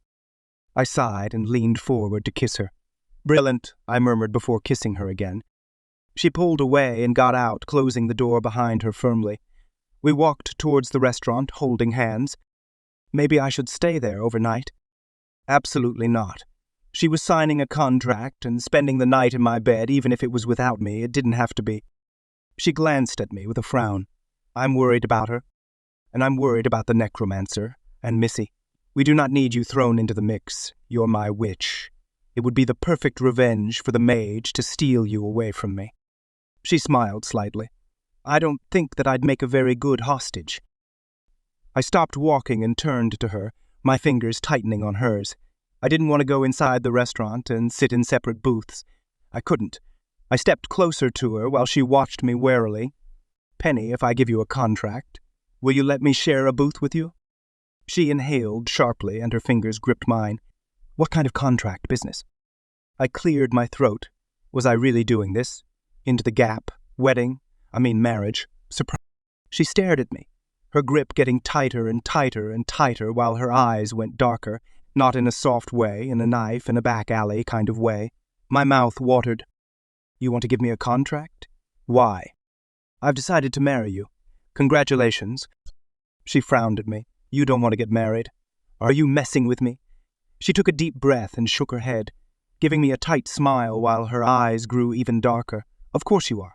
Very funny, Drake, trying to be as inane as me. I dropped her hands and reached into my inside pocket, pulling out the 3-inch thick contract which I dumped into her arms before continuing to walk towards the restaurant. We're sharing a booth. I own you. Contract or not. She took a second standing there in the dark parking lot, holding onto the contract before she hurried after me, her shoes echoing in the shadowy night. Drake, wait. You can't throw this at me and then just... Good evening, I said to the server, smiling at him brightly. One booth tonight. His eyes widened and he smiled and bowed over and over while he led us to a booth next to the fish tank. Penny spent the entire meal reading the contract. Still, I kept rushing her shoe with my boot, and that was enough. Also, she frowned in concentration as she read, which meant she wasn't going to mindlessly sign a marriage contract, even with me. Especially with me. I liked that. She should be nervous about mage contracts. By the time she'd finished the last bite of Sequan, I'd been finished for 15 minutes, sliding my fortune between my fingers and watching her read. There wasn't anything lovelier than my strawberry gold witch trailing sauce over my meticulously crafted document. She was going to accept it. The harder she scowled, the more certain I was. My heart felt lighter than it had in days. She would be mine in absolutely every way that mattered.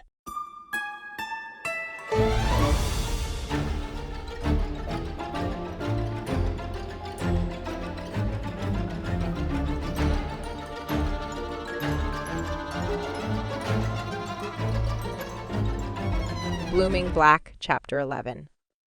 I read the contract over and over at the restaurant.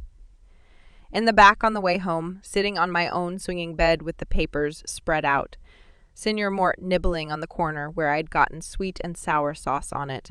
I couldn't wrap my mind around it. Drake was offering me a marriage contract. The terms were incredibly favorable, although he still wanted to share control of my company. Darkly sweet, and any other business ventures I started over the course of our marriage. There were no details about the length of the marriage, but it was very clear that we would not have more than 10 children together. That he felt like that needed to be specifically stated, but how long we'd be married didn't. Showed that he'd completely lost his mind. He would give me half of his stock shares in Huntsman Inc. and all its subsidiaries in Day and Darkside. Listing that took a lot of paper, and it only gave me a glimpse into the machine that was Huntsman Inc. That's what it took to show the inner workings of the family that ran 2 worlds. Terrifying. My brain was glazed by the time morning came and my class with Zach. I left the contract spread out over my bed and hauled the box of witch hair and mage cast-offs to Zach's room. I didn't bother knocking, just picked his lock and went in. "Get out," he groaned from beneath his blankets. I yanked them off. "Vacation's over. You wanted to do a tech study with me, so here I am. I'm going to play with your serious machinery today, so you might want to advise me. On the other hand, your room could use a complete overhaul. The commons room could also use a good burning down." He groaned from beneath the pillow over his head, his clothing and boots still on and revoltingly coated in dark cider filth. I whistled out of tune while I patted Pitch's cheek in Zach's poster beside her black mustache, opening up Zach's secret tech world. I ran my fingers over the tools, feeling their intent, their purpose. It didn't take me long to find a long wand of metal with a particularly strong energy kick. This would do something interesting. Zach sat up and fingered the materials I'd brought with me. "What is this?" "You basted the witch hair to the fabric with thread, and you've patched the fabric all together in layers, overlapping like scales, really messy scales. That is the weirdest thing I've ever seen, and I've seen you in a rabbit suit." I glared at him. He didn't have to bring up my less than rational reaction to Drake's interference with my last attempted contract. I yanked the material out of his hands and caught the wafting aroma of a mage who had drunk way too much swill. "I'm making Drake a mage jacket. It's going to blow him away." Not literally. His enemies, yes. I'm not sure about the details. I haven't seen Drake really fight for real, just his pretty choreography. I should talk to Ian. I hit the wand on the edge of the metal counter. Zach swore while I fiddled with it until it came to life. Blue light flaring around the metal rod on the end of the tool. "You've already talked to Ian enough. What are you going to do with that, other than blow up the school?" "I'm going to fuse the layers together, obviously." "That's not what that rod is for, so no, not obviously." "That's not what it was for." "Watch and learn, mage." I wouldn't have really blown up the school, even if Zach hadn't vaulted over the counter and surrounded the energy wand with a force field before it went all supernova. I closed my eyes and pulled that energy into the mage suit. Not the explosion, but the energy, different things, twining it into the fabric while Zach sweated, his hands holding back the all-consuming flame. I beamed at him, then shook out the fabric. It rippled beautifully. That energy would be better than spells. Too bad about the tool. It wouldn't ever work right again. When Zach finally got the supernova under control, it sparked blue and flickered out. Zach shot me a glare, then bent down to pull out an enormous toolkit that strained the muscles in his shoulders. I blinked because I was not noticing anything about Zach. I hated him. Mostly, it must be Pitch. Why would she notice a mage's shoulders? Must be thinking how to dislocate them. Yes, that made sense. He shoved open the lid and pulled out a set of small electrical screwdrivers. "Penny, you are seriously trying to blow us up. Did your date last night go that bad?" "I was just getting you out of bed and sober. I have instincts about that kind of thing." I leaned over his shoulders to watch him disassemble the tool. "You can't fix it. I took its energy. I'll swap out the core and it'll be fine." He shot me a hard glare, blues bright and sizzling like the tool had before supernova. "You owe me $1 million for that." I smiled brightly. "Send the bill to Huntsman Inc. This is his mage coat. How many cores do you have?" His eyes narrowed. "You can't charge a piece of fabric." "Of course not, but interlaid with metal wiring and hair steeped in magic to equalize the charge. I definitely can. I actually probably could. Anyway, I'm extremely good with energy." His lips curled before he shook his head and bent over the tool, hands strong and capable as he worked. I watched him for a long time, watched him bend down to retrieve another core, held in a box layered in lead and rubber. "That's a beautiful box." He glanced at me and nodded. "It works. Maybe I should make a box for the jacket. That would keep the charge from bleeding out when the mage wasn't wearing it to continue the circuit." He shrugged. "You should spell it." "Oh, I almost forgot. For all your skill with energy. You can't cast the simplest spell. He smirked at me. I sneered back at him. I can still beat you up, mage. What does that say about you? Weaker than a magicless witch, He laughed, and I froze because that sound sent a circuit through me I hadn't felt for a long time. Poppy. I grabbed his wrist before I thought about it. I gripped him with energy more than skin, burying deeper and deeper into that bond until I could swallow all the pain, all the aching misery, drop by drop. He put his hand on my hip, finishing the circuit. Through me and him, the lines drawn that went on and on and on, and tolling us closer together until I felt his energy like a glowing sun beside me. Steady, dangerous, but safe at the same time. He pulled away first, muttering while he went into the back of his tech shop. I gripped the edge of the counter and stared at my mage fabric. Do you think that Ian would have any experienced weapons? Ian, you should stay away from him and his experienced weapons. I sighed. How can I stay away from him? I own him. I mean, like a sword that's been handed down for generations, steeped in death. Death? He turned towards me. His expression leery, but he wasn't quite as angry as he'd been before. People have energy. When they die, some of that energy bleeds into the weapon used to take the life. It would be best if it was Drake's, but it might be a weird request. I'll ask Jasper for you.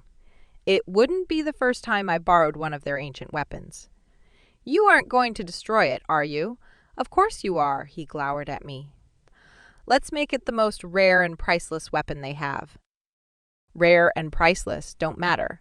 It's how many people it's killed. Not massive death either, individual deaths. He sighed and pushed my shoulder, knocking me sideways. I hate that. I stared at him. You prefer massive deaths?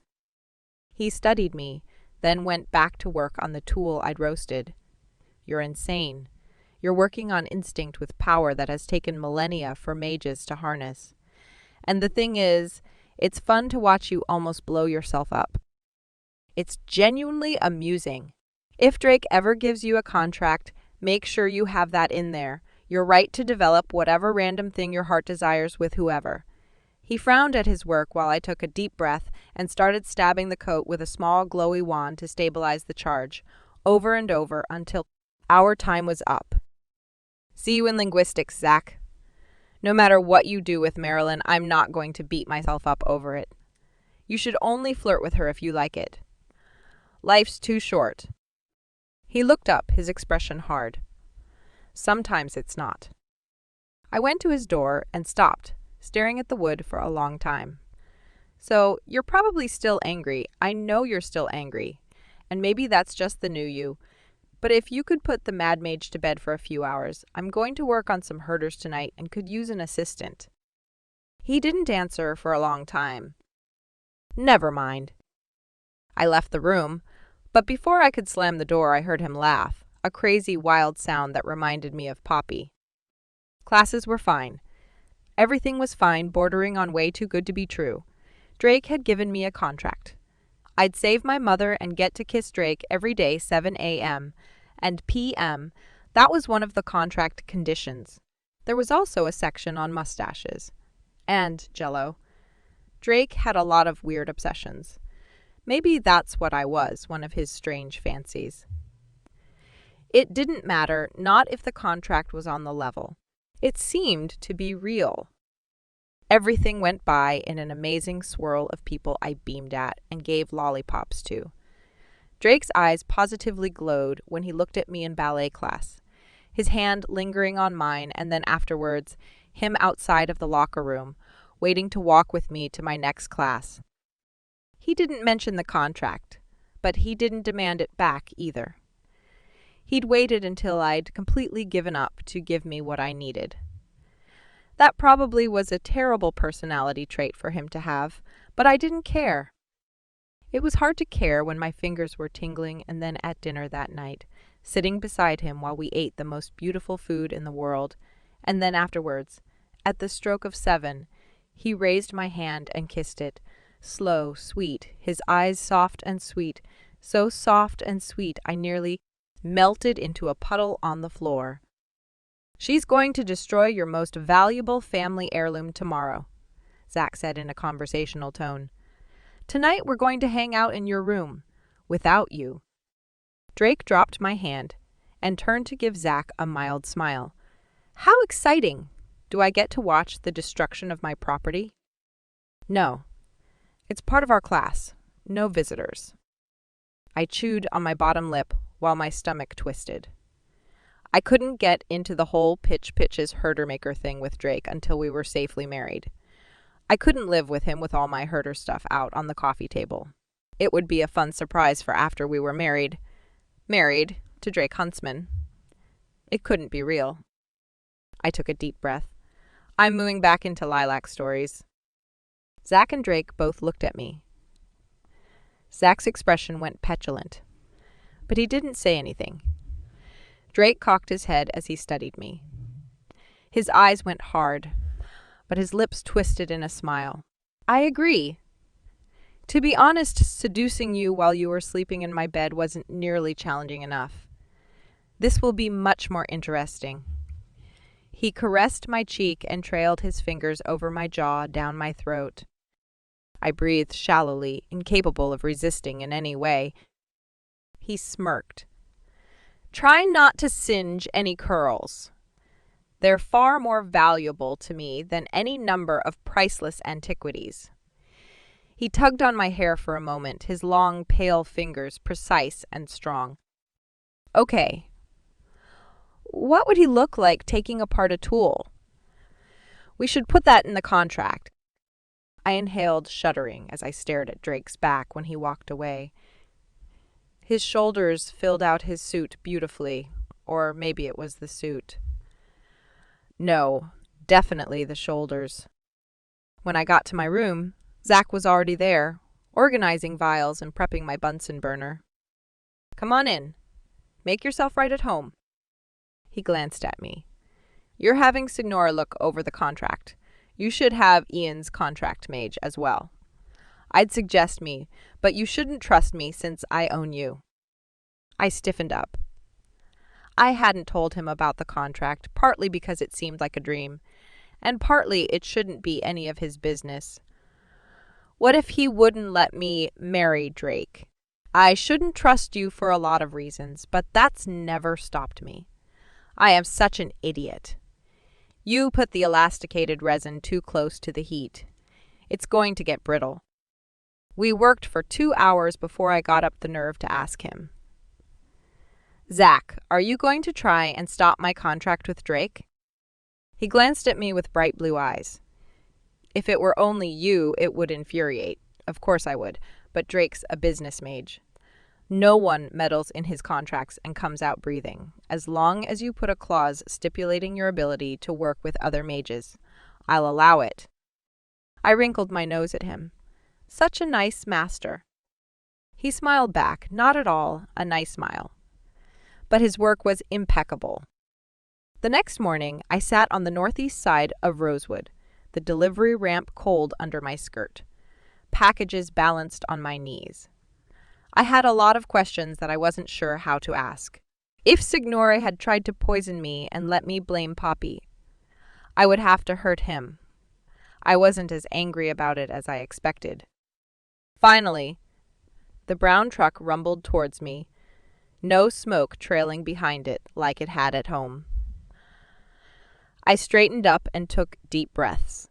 He finally parked and took his time, staying inside the truck for ages until he got out, coming towards me with a crooked smile on his warped face, brow bone protruding over beady black eyes. "Karamaya, are you paralyzed? If you move, will you explode?" I smiled back at him. "I couldn't help it. I skinned a mage who said that you poisoned me." He stopped walking, staring at me more intently. Was he always nervous, bordering on paranoid? Not when he kicked back with a glass of whiskey and told me a story.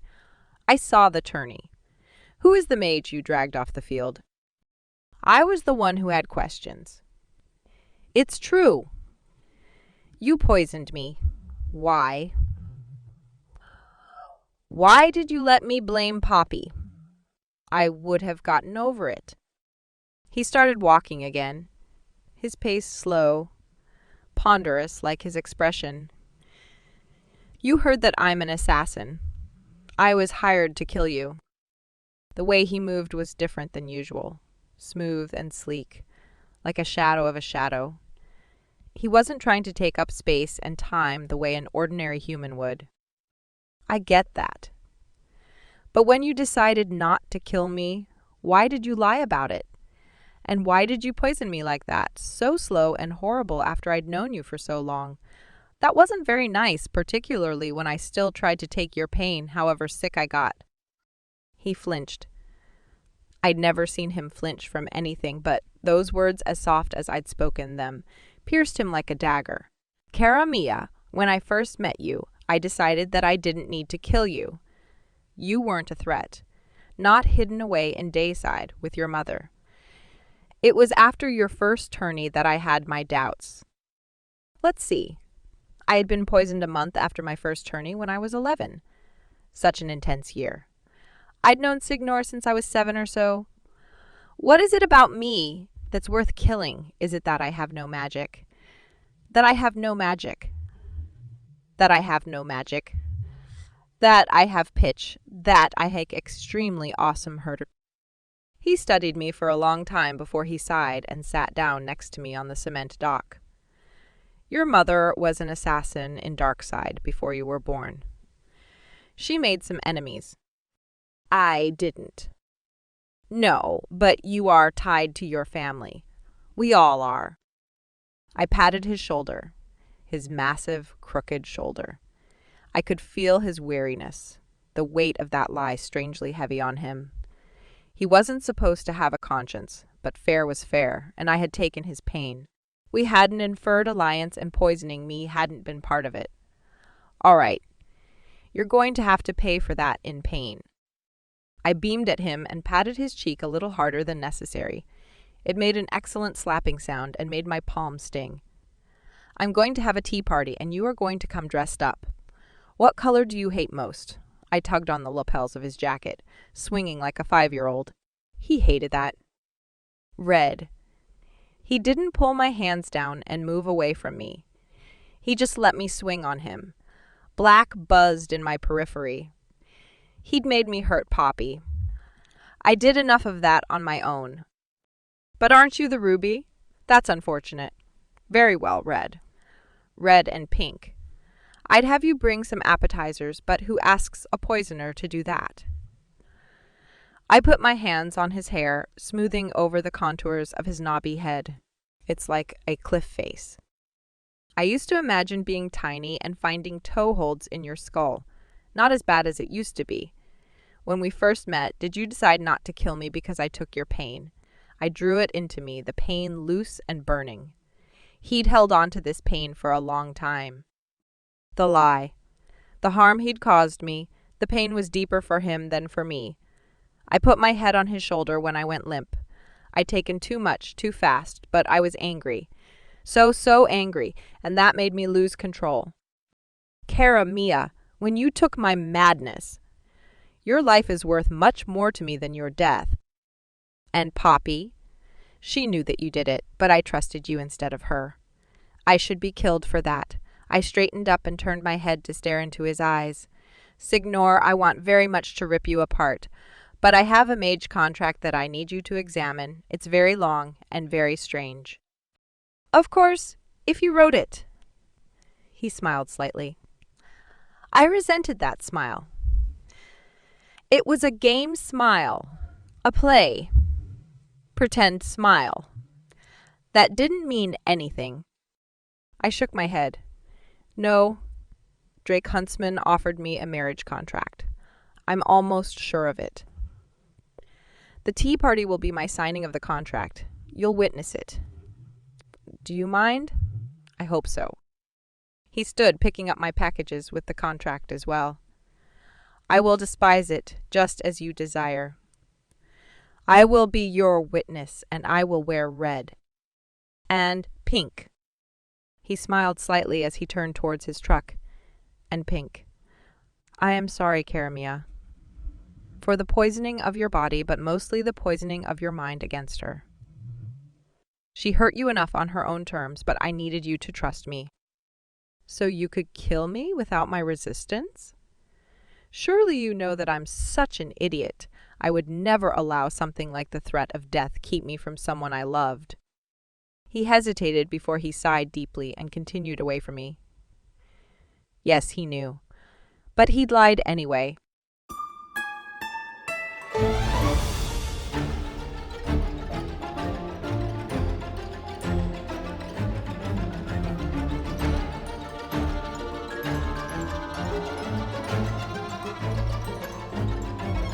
Blooming Black, Chapter 12. I spent 3 days working on my new project after giving her my contract when she sent me the invitation. It was under my door Friday morning, the artwork the same as she had used to illustrate the goods on her shop. I hadn't gotten around to updating that. Yet, Professor Cadaver, you'll have to be on your best behavior at the tea party this evening. I sat down on the black couch and leaned on the knees of my bedazzled pants while I studied the brown mouse who nibbled his cookie with a serious twitch of his whiskers. He had on his little green top hat. He got more snacks when he wore it, because I couldn't help it. Penny had infected me with her love of cuteness, and now she was having a tea party. Would she use my contract as confetti, or would she sign it? I'd focused on raw, physical labor in the woods working on her wedding present, but I'd still been twitchy ever since I gave it to her. When I saw her in class, she gazed at me like I was the only person in the universe. But maybe she was just setting me up for a heart-crushing surprise. I texted Ian, no response. The same with Zach and even Pete. Pete always replied immediately, so Penny had probably involved him in her madness, and he was unable to escape. I dressed carefully and then put my top hat with Professor Cadaver on my head. My red hat, the one she'd made for me. I stared at myself in the mirror, my pink bedazzled suit with the plastic gems gleaming in a wild assortment of hues. I needed more color in the hat. Feathers. I carefully arranged them around Professor Cadaver and his cookie, the emerald green glittering gold and brilliant purple echoing the gems in my suit. Did I look bizarre enough for a Penny Lane tea party? I smiled at Professor and headed into the hall, invitation in my fingers. As I walked, I noticed the way people looked at me then away, wondering what kind of mischief Penny Lane was up to today. It had been a while since she made a public display of any kind. It would be momentous. I was not wrong. Angels in teacups floated ahead of me, lining the path into the darkness of the field beyond. She'd used a lot of magic. I tucked my hands in my pockets and walked over the uneven field as though I went to tea parties every day. Once a week clearly wasn't enough. I reached the end of the lights and stood for a moment in complete darkness until I took another step forward and the world exploded into color, madness, and music.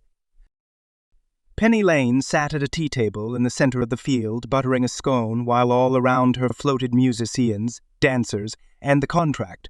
She'd folded all of the papers into intricate origami shapes which fluttered or bobbed depending on whether they were butterflies or boats. I should have put origami on my hat. When she saw me, she stood, and revealed the most shocking outfit I'd ever seen on her. The white dress went down to her knees, but the simplicity of it was such a startling contrast to everything else. It was as though she were in her dream, in a simple nightgown with bare feet, her long hair a mess of glorious curls that she hadn't tried to tame, and Signor Mort peering out from beneath her hair. I walked towards her, barely noticing the other witches and mages around and above. She curtsied. "Welcome to my tea party." Her voice was soft and sweet with a rough edge that made my mouth water. "Are those crumpets?" From a distance I thought they were scones. She snapped her fingers and all the origami objects unfolded and swirled around me, nicking me with 100 paper cuts before they settled into a neat stack in the center of the table. She cocked her head while she stood there. "I don't have a pen." "Allow me." Signor's voice was as low and grating as possible. I blinked at the Darksider in his shocking outfit. He had on a pale pink top hat that matched the top of his suit, but the bottom looked like he'd been held by the neck and dipped into fresh blood. The coloration was ombre. So it began with pale pink at the top of his head, and then progressed through other values of pink until it grew into the deepest reds, dripping down in watercolor like swirls. It was such a contrast to his black hair and eyes. To the deadly expression, he looked strangely stunning. Was he trying to look good for her? Thank you. I feel like I've stepped into Penny's dream. What are you doing here? He handed me a pen. No, a quill and ink bottle, red ink. Of course, to match the rest of the tea party and its shades of pink and red. I'm a witness. I nodded and swallowed. If Signor was a witness, that meant he'd seen the contract and Penny was going to sign it. It was the only rational explanation, which made it the least likely, but Penny held out her hand, waiting for me to dip the quill in ink and hand it over, dripping red ink over the pale tablecloth and piles of assorted edibles. Penny hesitated, cocking her head to study me before she scratched her name into paper. I could feel her signature as though she were digging the quill into my chest. I smiled as she made the final flourish and handed the quill back to me. I dipped the quill and added my signature to the page that seemed to soak up the ink as though it were hungry. I was hungry. She put a macaron in my mouth, then sat and folded her hands demurely on her lap. I sat in the chair opposite her, my heart pounded unsteadily. I hadn't slept or ate much since I'd given her the contract, but I still wasn't hungry. No, I was starving, but it was for the witch across from me. The party floated along, literally since the witches and the mages were suspended over and around us. Occasionally, someone dropped a teacup they'd been juggling, but nothing fell directly on us. I went through the contract, signing all the changes she'd made, small things like the care of rabid animals and a few big things like her insisting to be allowed to work with other mages on any project without interference. That was Zach. Finally, after I'd signed the last clause, a large lead box fell onto the tea table, crushing everything except for the contract which had taken flight as soon as I'd put my last initials on the margin, turning back into its origami objects. The lead box reflected the candlelight dully while I stared at it and then Penny's innocent face beyond. What is this? An engagement present. You're welcome. I nodded like that was expected, but I didn't have anything for her. Maybe it would be something small, but it seemed like a bomb considering the size and the necessity of lead. It opened the old-fashioned way, as in the top lid fitted to the bottom without any fastening, relying on the weight to secure it. I swallowed before I opened it, setting the lid aside and staring into the depths of pink and red tissue paper. I looked up at Penny's sweet smile and my stomach twisted from nerves.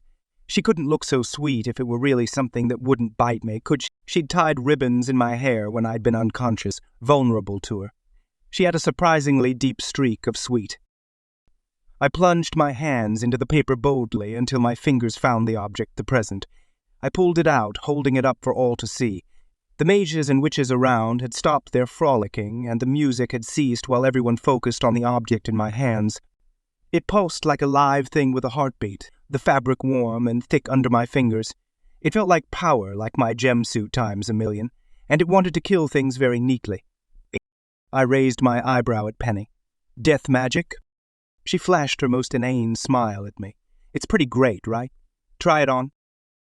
I hesitated before I stood and let Penny pull off my bedazzled suit jacket and put the new coat over my white button-up shirt. The fabric clung to me like a second skin, soft, supple, and weightless. I fingered the buttons. I could feel the energy to them. They were all incinerators. If Penny Lane wanted to go into tailoring for mages, she would make a killing. No, she'd undercharge. I grabbed her hand, squeezing until she winced. I am honored to be your fiancé as well as the perfect model for your exquisite creation. It's incomprehensibly perfect.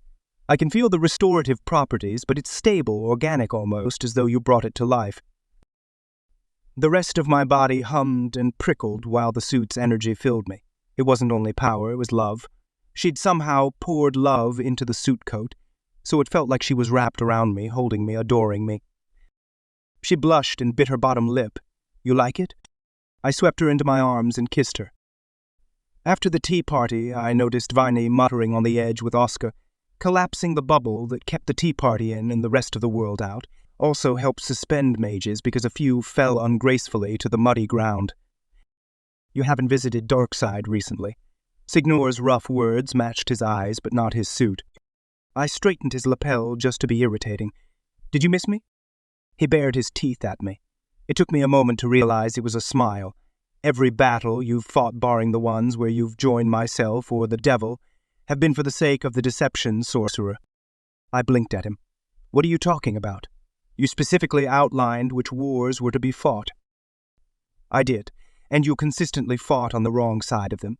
I'm particularly irritated at you for defeating the sorcerer on the edges of the devil's domain. He's provided some buffering between the encroaching mages that would otherwise sweep freely along the borders. Are you working with now? I blinked at him. Was he talking about the battle where my father had given me the gems so that I could fight so brilliantly? It was so unlike my dad to get personally involved. Perhaps the sorcerer was influencing him. That shouldn't be possible, but neither were Penny Lane or my new coat. All the battles I've fought have been for the sorcerer instead of against him. Really? That's rather discouraging. He made a low, growling sound before he turned and bowed low to Penny as she approached, still barefoot in spite of the icy mud beneath her feet. I must go. If you need me to witness or wear pink, you know how to contact me. He smiled at her, a soft smile that she returned in earnest. She brought softness out in the strangest people. He left me with Penny, his words pushing past the blissful glow of Penny Lane signing my contract and gifting me with the most brilliant coat known to mage.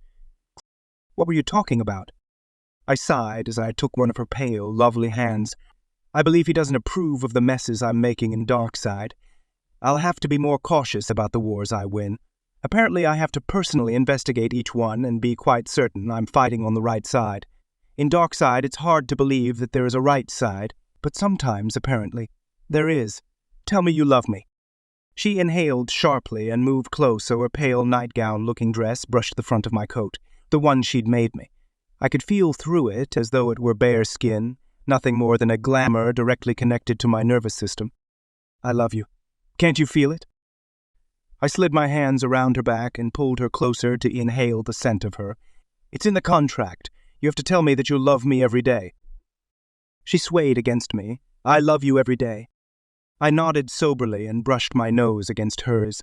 There is always more than one way to interpret a contract. I didn't get you an engagement present.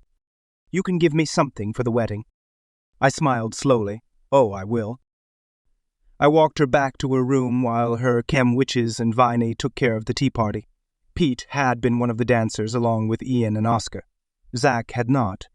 Penny's pet Darksider signal worried me. How stupid would it be to find that slippery sorcerer and confront him? Probably extremely stupid. I smiled at Penny. The magic surprised me. You're not usually so blatant about it. Her smile flickered and her eyes darkened for a moment. It was Viney's idea. Really? I had no idea you'd rubbed off on her so much. She blushed. Not the juggling teacups part, the using magic part. I think that she's trying to be supportive. Why would she do that? I watched Penny shift uncomfortably. Viney wanted herders from the greatest. She shrugged helplessly. I guess she's just trying to be a good friend. Do you think that her and Oscar will ever get together? They'd be so cute. Most mages and witches aren't quite as motivated by cuteness as us. Poor souls, if they have souls. I noticed that Zach didn't come to the party. Is he still upset about Pitch? She glanced at me. He doesn't talk about it. She grabbed my fingers. This is all kind of anticlimactic. Do you want fireworks? More magic? Maybe we should dance in the clouds together like your performers. I can't fly, but I can levitate. She let go of my hand and sighed. I'm not the best dancer on the ground. I certainly wouldn't do well without it. This was anticlimactic. We were walking back towards the school. What else should I do? I should take her on a magic carpet ride, or at least a dragon one. She would like that. She would love it. I opened my mouth and closed it. That was a conversation for a different day. I caught her hand and kissed her fingers.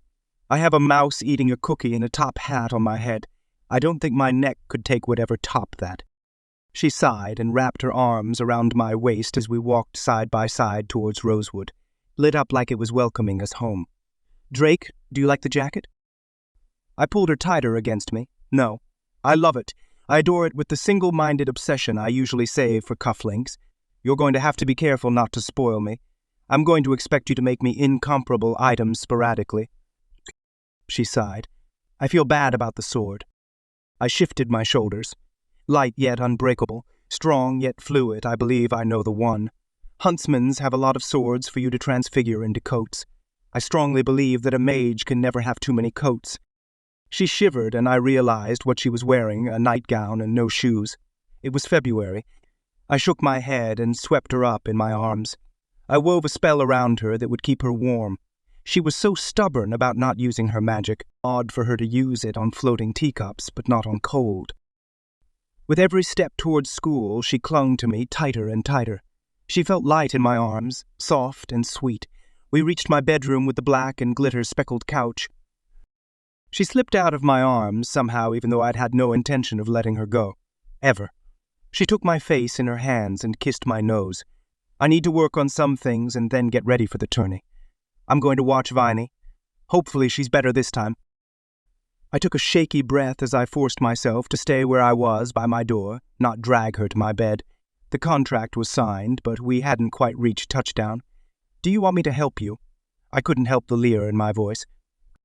She giggled and shook her head as she turned towards away, the white and moderately sheer gown swinging around her slender body. Women don't have valet. I grabbed her arm. I'll pick you up for the tourney at 11:45. If I must leave you, tell me that you love me. She cocked her head while she stared at me, her lips soft. I love you more than any witch should ever love a mage.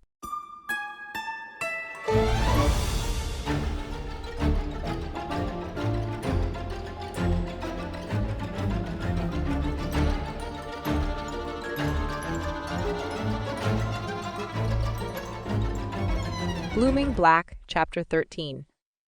I'd been in my room for 10 minutes when Zach came in. How many herders are you making? I scowled at him. Haven't you heard of knocking? A few. I was going to give them to my chem girls and Viney. Do you want to help? He threw himself on my bed. Keep it small. You don't want to actually do battle-worthy herders for Viney. Be careful, or you'll be making her herders for the rest of her life. I pushed my goggles up on my nose. It's fine. It's something I can do. You should have seen the tea party. It was so magical. And Drake had Professor Cadaver on his hat brim. It was my hat, the one I made for the first tea party. I had no idea he kept it. He looked so good in the jacket. Serious, strange, otherworldly. It liked him. The jacket liked him? I'm so glad they hit it off. It doesn't actually have a personality, you know. Of course it does. Don't tell me that you don't believe in the ghost in the machine. I stopped talking while I blew some elastine balls. Penny, what's with the bare feet and nightgown? I winced a little bit. Setting up the tea party, I accidentally caught my dress on fire. Luckily, I had this flame-proof slip underneath. Ian insisted that it would be a perfect contrast to the magical tea party, like a dream sequence or something. I shrugged and refocused. I don't do well with magic. I mean, getting too close is like cooking. Things kind of explode. Nothing happened while Drake was there, though, once the spells were all in place. You actually got Drake to sign a marriage contract with you? Congratulations. When's the day? Valentine's. I took a deep breath and had to focus on keeping my hands steady. It all seemed so impossible. I tried so hard to get married. Then once I gave up Bam, he finally gave me everything I came here for, plus pink. Unless he was just messing with me. But the contract was solid and we'd both signed it. I exhaled and shook my head. It really didn't feel real. Being married to Drake. We would live together. The contract had made that very clear. Also that he didn't care where we lived, whether it was a silo or an oversized envelope, so long as we were together. Why did he want to be with me? At the tea party, he'd looked at me like I was the magic. What would he do when he found out that I had no magic? Also pitch. Good day to die. I mean, get married. I rubbed the sphere between my rubber and lead-gloved hands. Do you think that he'll be very angry? You mean mad. Mages are always mad. I turned to frown at him. Maybe he'll never find out. Do married witches usually do spells with their husbands? He laughed and stretched his arms behind his head. No, most witches do a few specific things with their husbands, none of which involve magic. Your mother does a lot of magic with Revere, right? It's not normal. No, the only thing Huntsman really needs a witch for has to do with the Huntsman nursery. I frowned at him before I refocused on the spheres. Yeah, that was in the contract. I placed them on their holders to harden and went to my enormous 17th century shipping trunk for the fillers. I threw back the lid and sorted around before I came up with a little black bag. I shook it until it jangled, then tossed it to Zach. He barely caught it before it bashed him in the face. "What's this?" He raised his eyebrows and stared at me. "You know, something I was saving for a herder, but thought you might like better. You can trade me in materials. Also swear that you won't stand in the way of my marriage." He gave me a hard look while he undid the tie and dumped the contents onto the coffee table. My first trophy gleamed beautifully amidst the pile of chunks of various alloys. Zach's inhale sounded painful. "This is palladium zinc. What would you do with this?" "It gives herders a little extra kick. I've smelted all my other trophies, but I kept this one for sentimental reasons. I know you want it. You can have it if you swear in blood that you'll let me marry Drake. Do we have a deal?" He glared at me. "Pitch's first trophy? What else do you have of hers?" He sounded so ridiculously possessive of someone who was me. I rolled my eyes and dug into my trunk for the powders I'd mix into nice, moderately powerful herders. At home, I have my first suit, not the first one. That was completely incinerated in my battle with Solid Dark. Do you remember that fight? That took a long time to recover from. I still won, though, and Lit was unconscious at the end, so she couldn't claim it was her. I sighed. I am such an egotistical monster. Never mind. I'll just have Drake run over you with his soccer mom car if you try to mess with this marriage. Give it back." He stared at the cup, turning it upside down and around in his hands. "Why didn't you tell me you were Pitch? If you were trying to marry someone, all you had to do was tell me." I studied the pink sparkles in my hand instead of looking at him. Pitch was locked away. I couldn't handle her. Anyway, I'm not Pitch.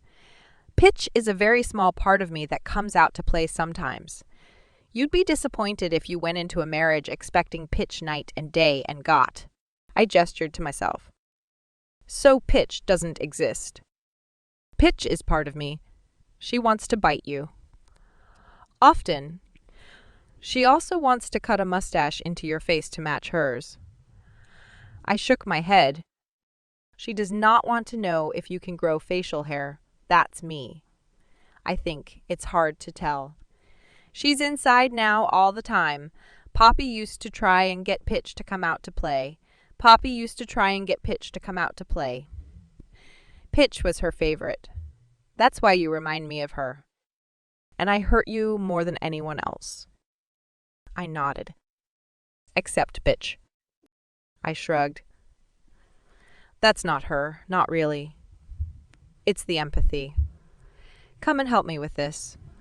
Also, throw that trophy back in the trunk. Not a chance. I'm going to sell it online for millions of dollars. It'll pay for the next few cores you explode. He pulled it close to his chest, and when he put his hands down, the trophy was gone. I sighed. That's so nice. I love magic tricks. Now swear in blood like you did with the Herder Secrets thing. He raised an eyebrow and leaned over his knees to study me. I'm not going to mess with your marriage with Drake, even if the contract didn't let you work with me. Did it? Did you make a clause about working with mages and witches? I shook my head and held out my hand. Give it back or I'll pitch you into next week. It was a trade, not a gift. He gave me a fake smile that didn't even try. Did you make a clause? I rolled my eyes. Yes. Then I swear to allow you to marry Drake Huntsman.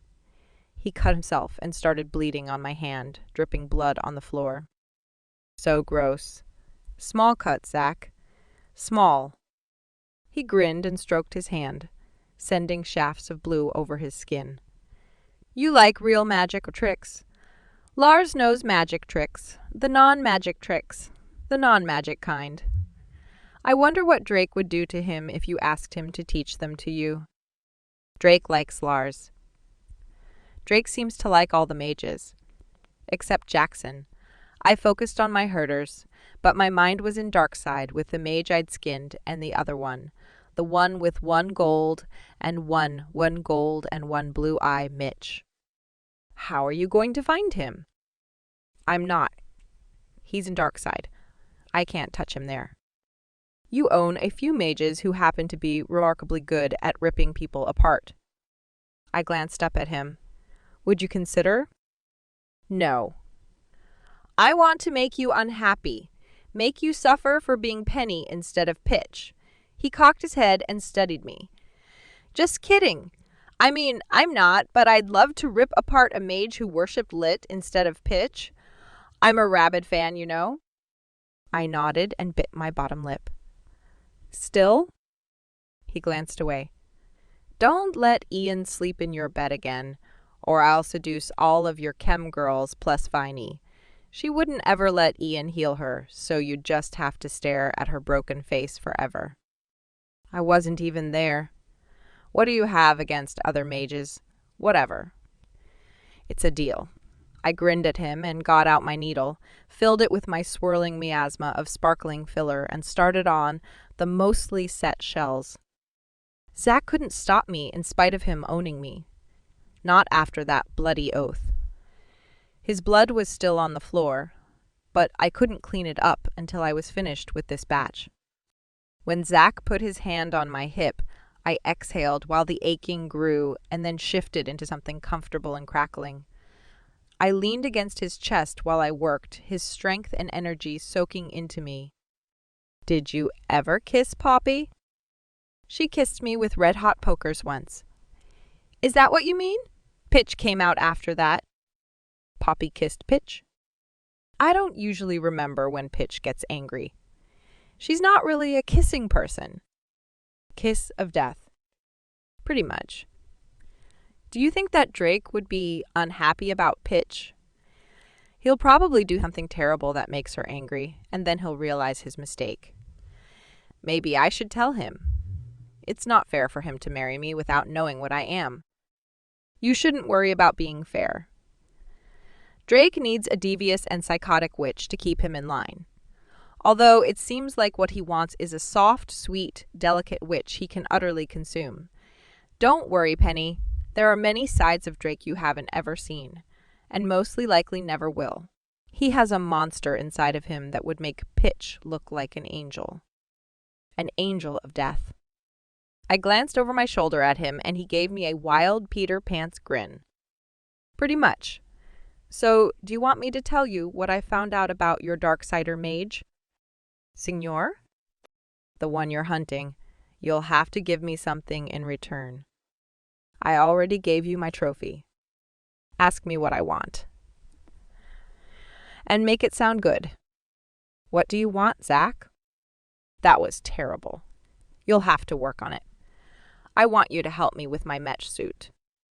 I wasn't going to say anything, but I think your nerve sensors aren't as sensitive as they should be. Is that what you mean?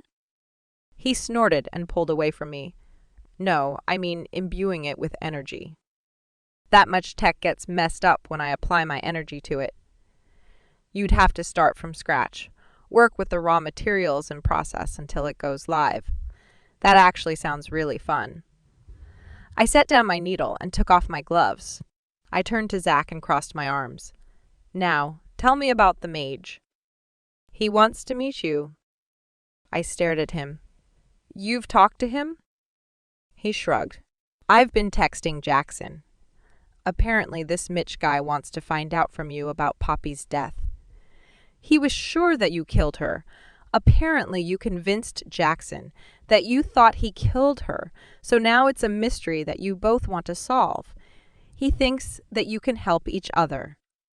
I fell forward against his chest, staring at his nose while everything in my periphery went dark and crackling. He thinks I'm going to help him. He wants to help you. I hissed and jerked away from him while the room spun warningly around me.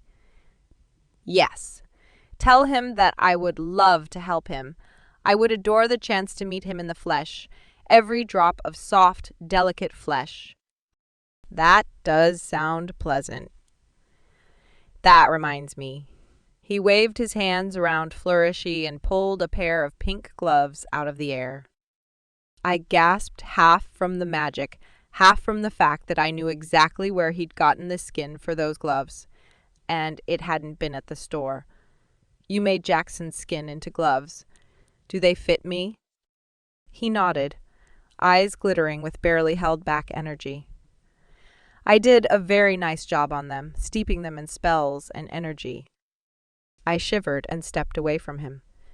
Is Jackson okay? Of course. You healed him. Don't do that again. His eyes were hard when he said it. I'm not going to skin Jackson again. Probably. He got up and walked over to examine my herders. You know that I was talking about healing a worthless mage like him. This batch is set. You should have me deliver these while you get ready for the tourney. If you heckle Viney, she'll probably throw this at you. He grinned at me. Don't tempt me. I'll be so busy drowning in the perfection of Drake Huntsman, I won't even notice Viney's abysmal technique. At least not much. Seriously, how can Piers be so bad? He snorted and pulled a piece of paper out of his pocket and showed it to me. What's this? I stared at the terribly drawn image. A car? A guy? Some feet? Terrible perspective. All wrong. I'm sorry if this is your new thing. You should stick with tech and video games. That's what I thought. He nodded at me. The thing about this mage Mitch is he was raised in Dayside without magic. That's where he met Lit. Now he's back in Darkside and has magic. He might be able to help you if he doesn't rip you apart. I would love his help. His screams, his blood. Yeah, I'd really like that. My voice came out like a hiss, and Zach looked darker except for his bright blue eyes. I'll arrange a meeting. He left carrying my herders and leaving me with Pitch's not-so-quiet whispers in my head.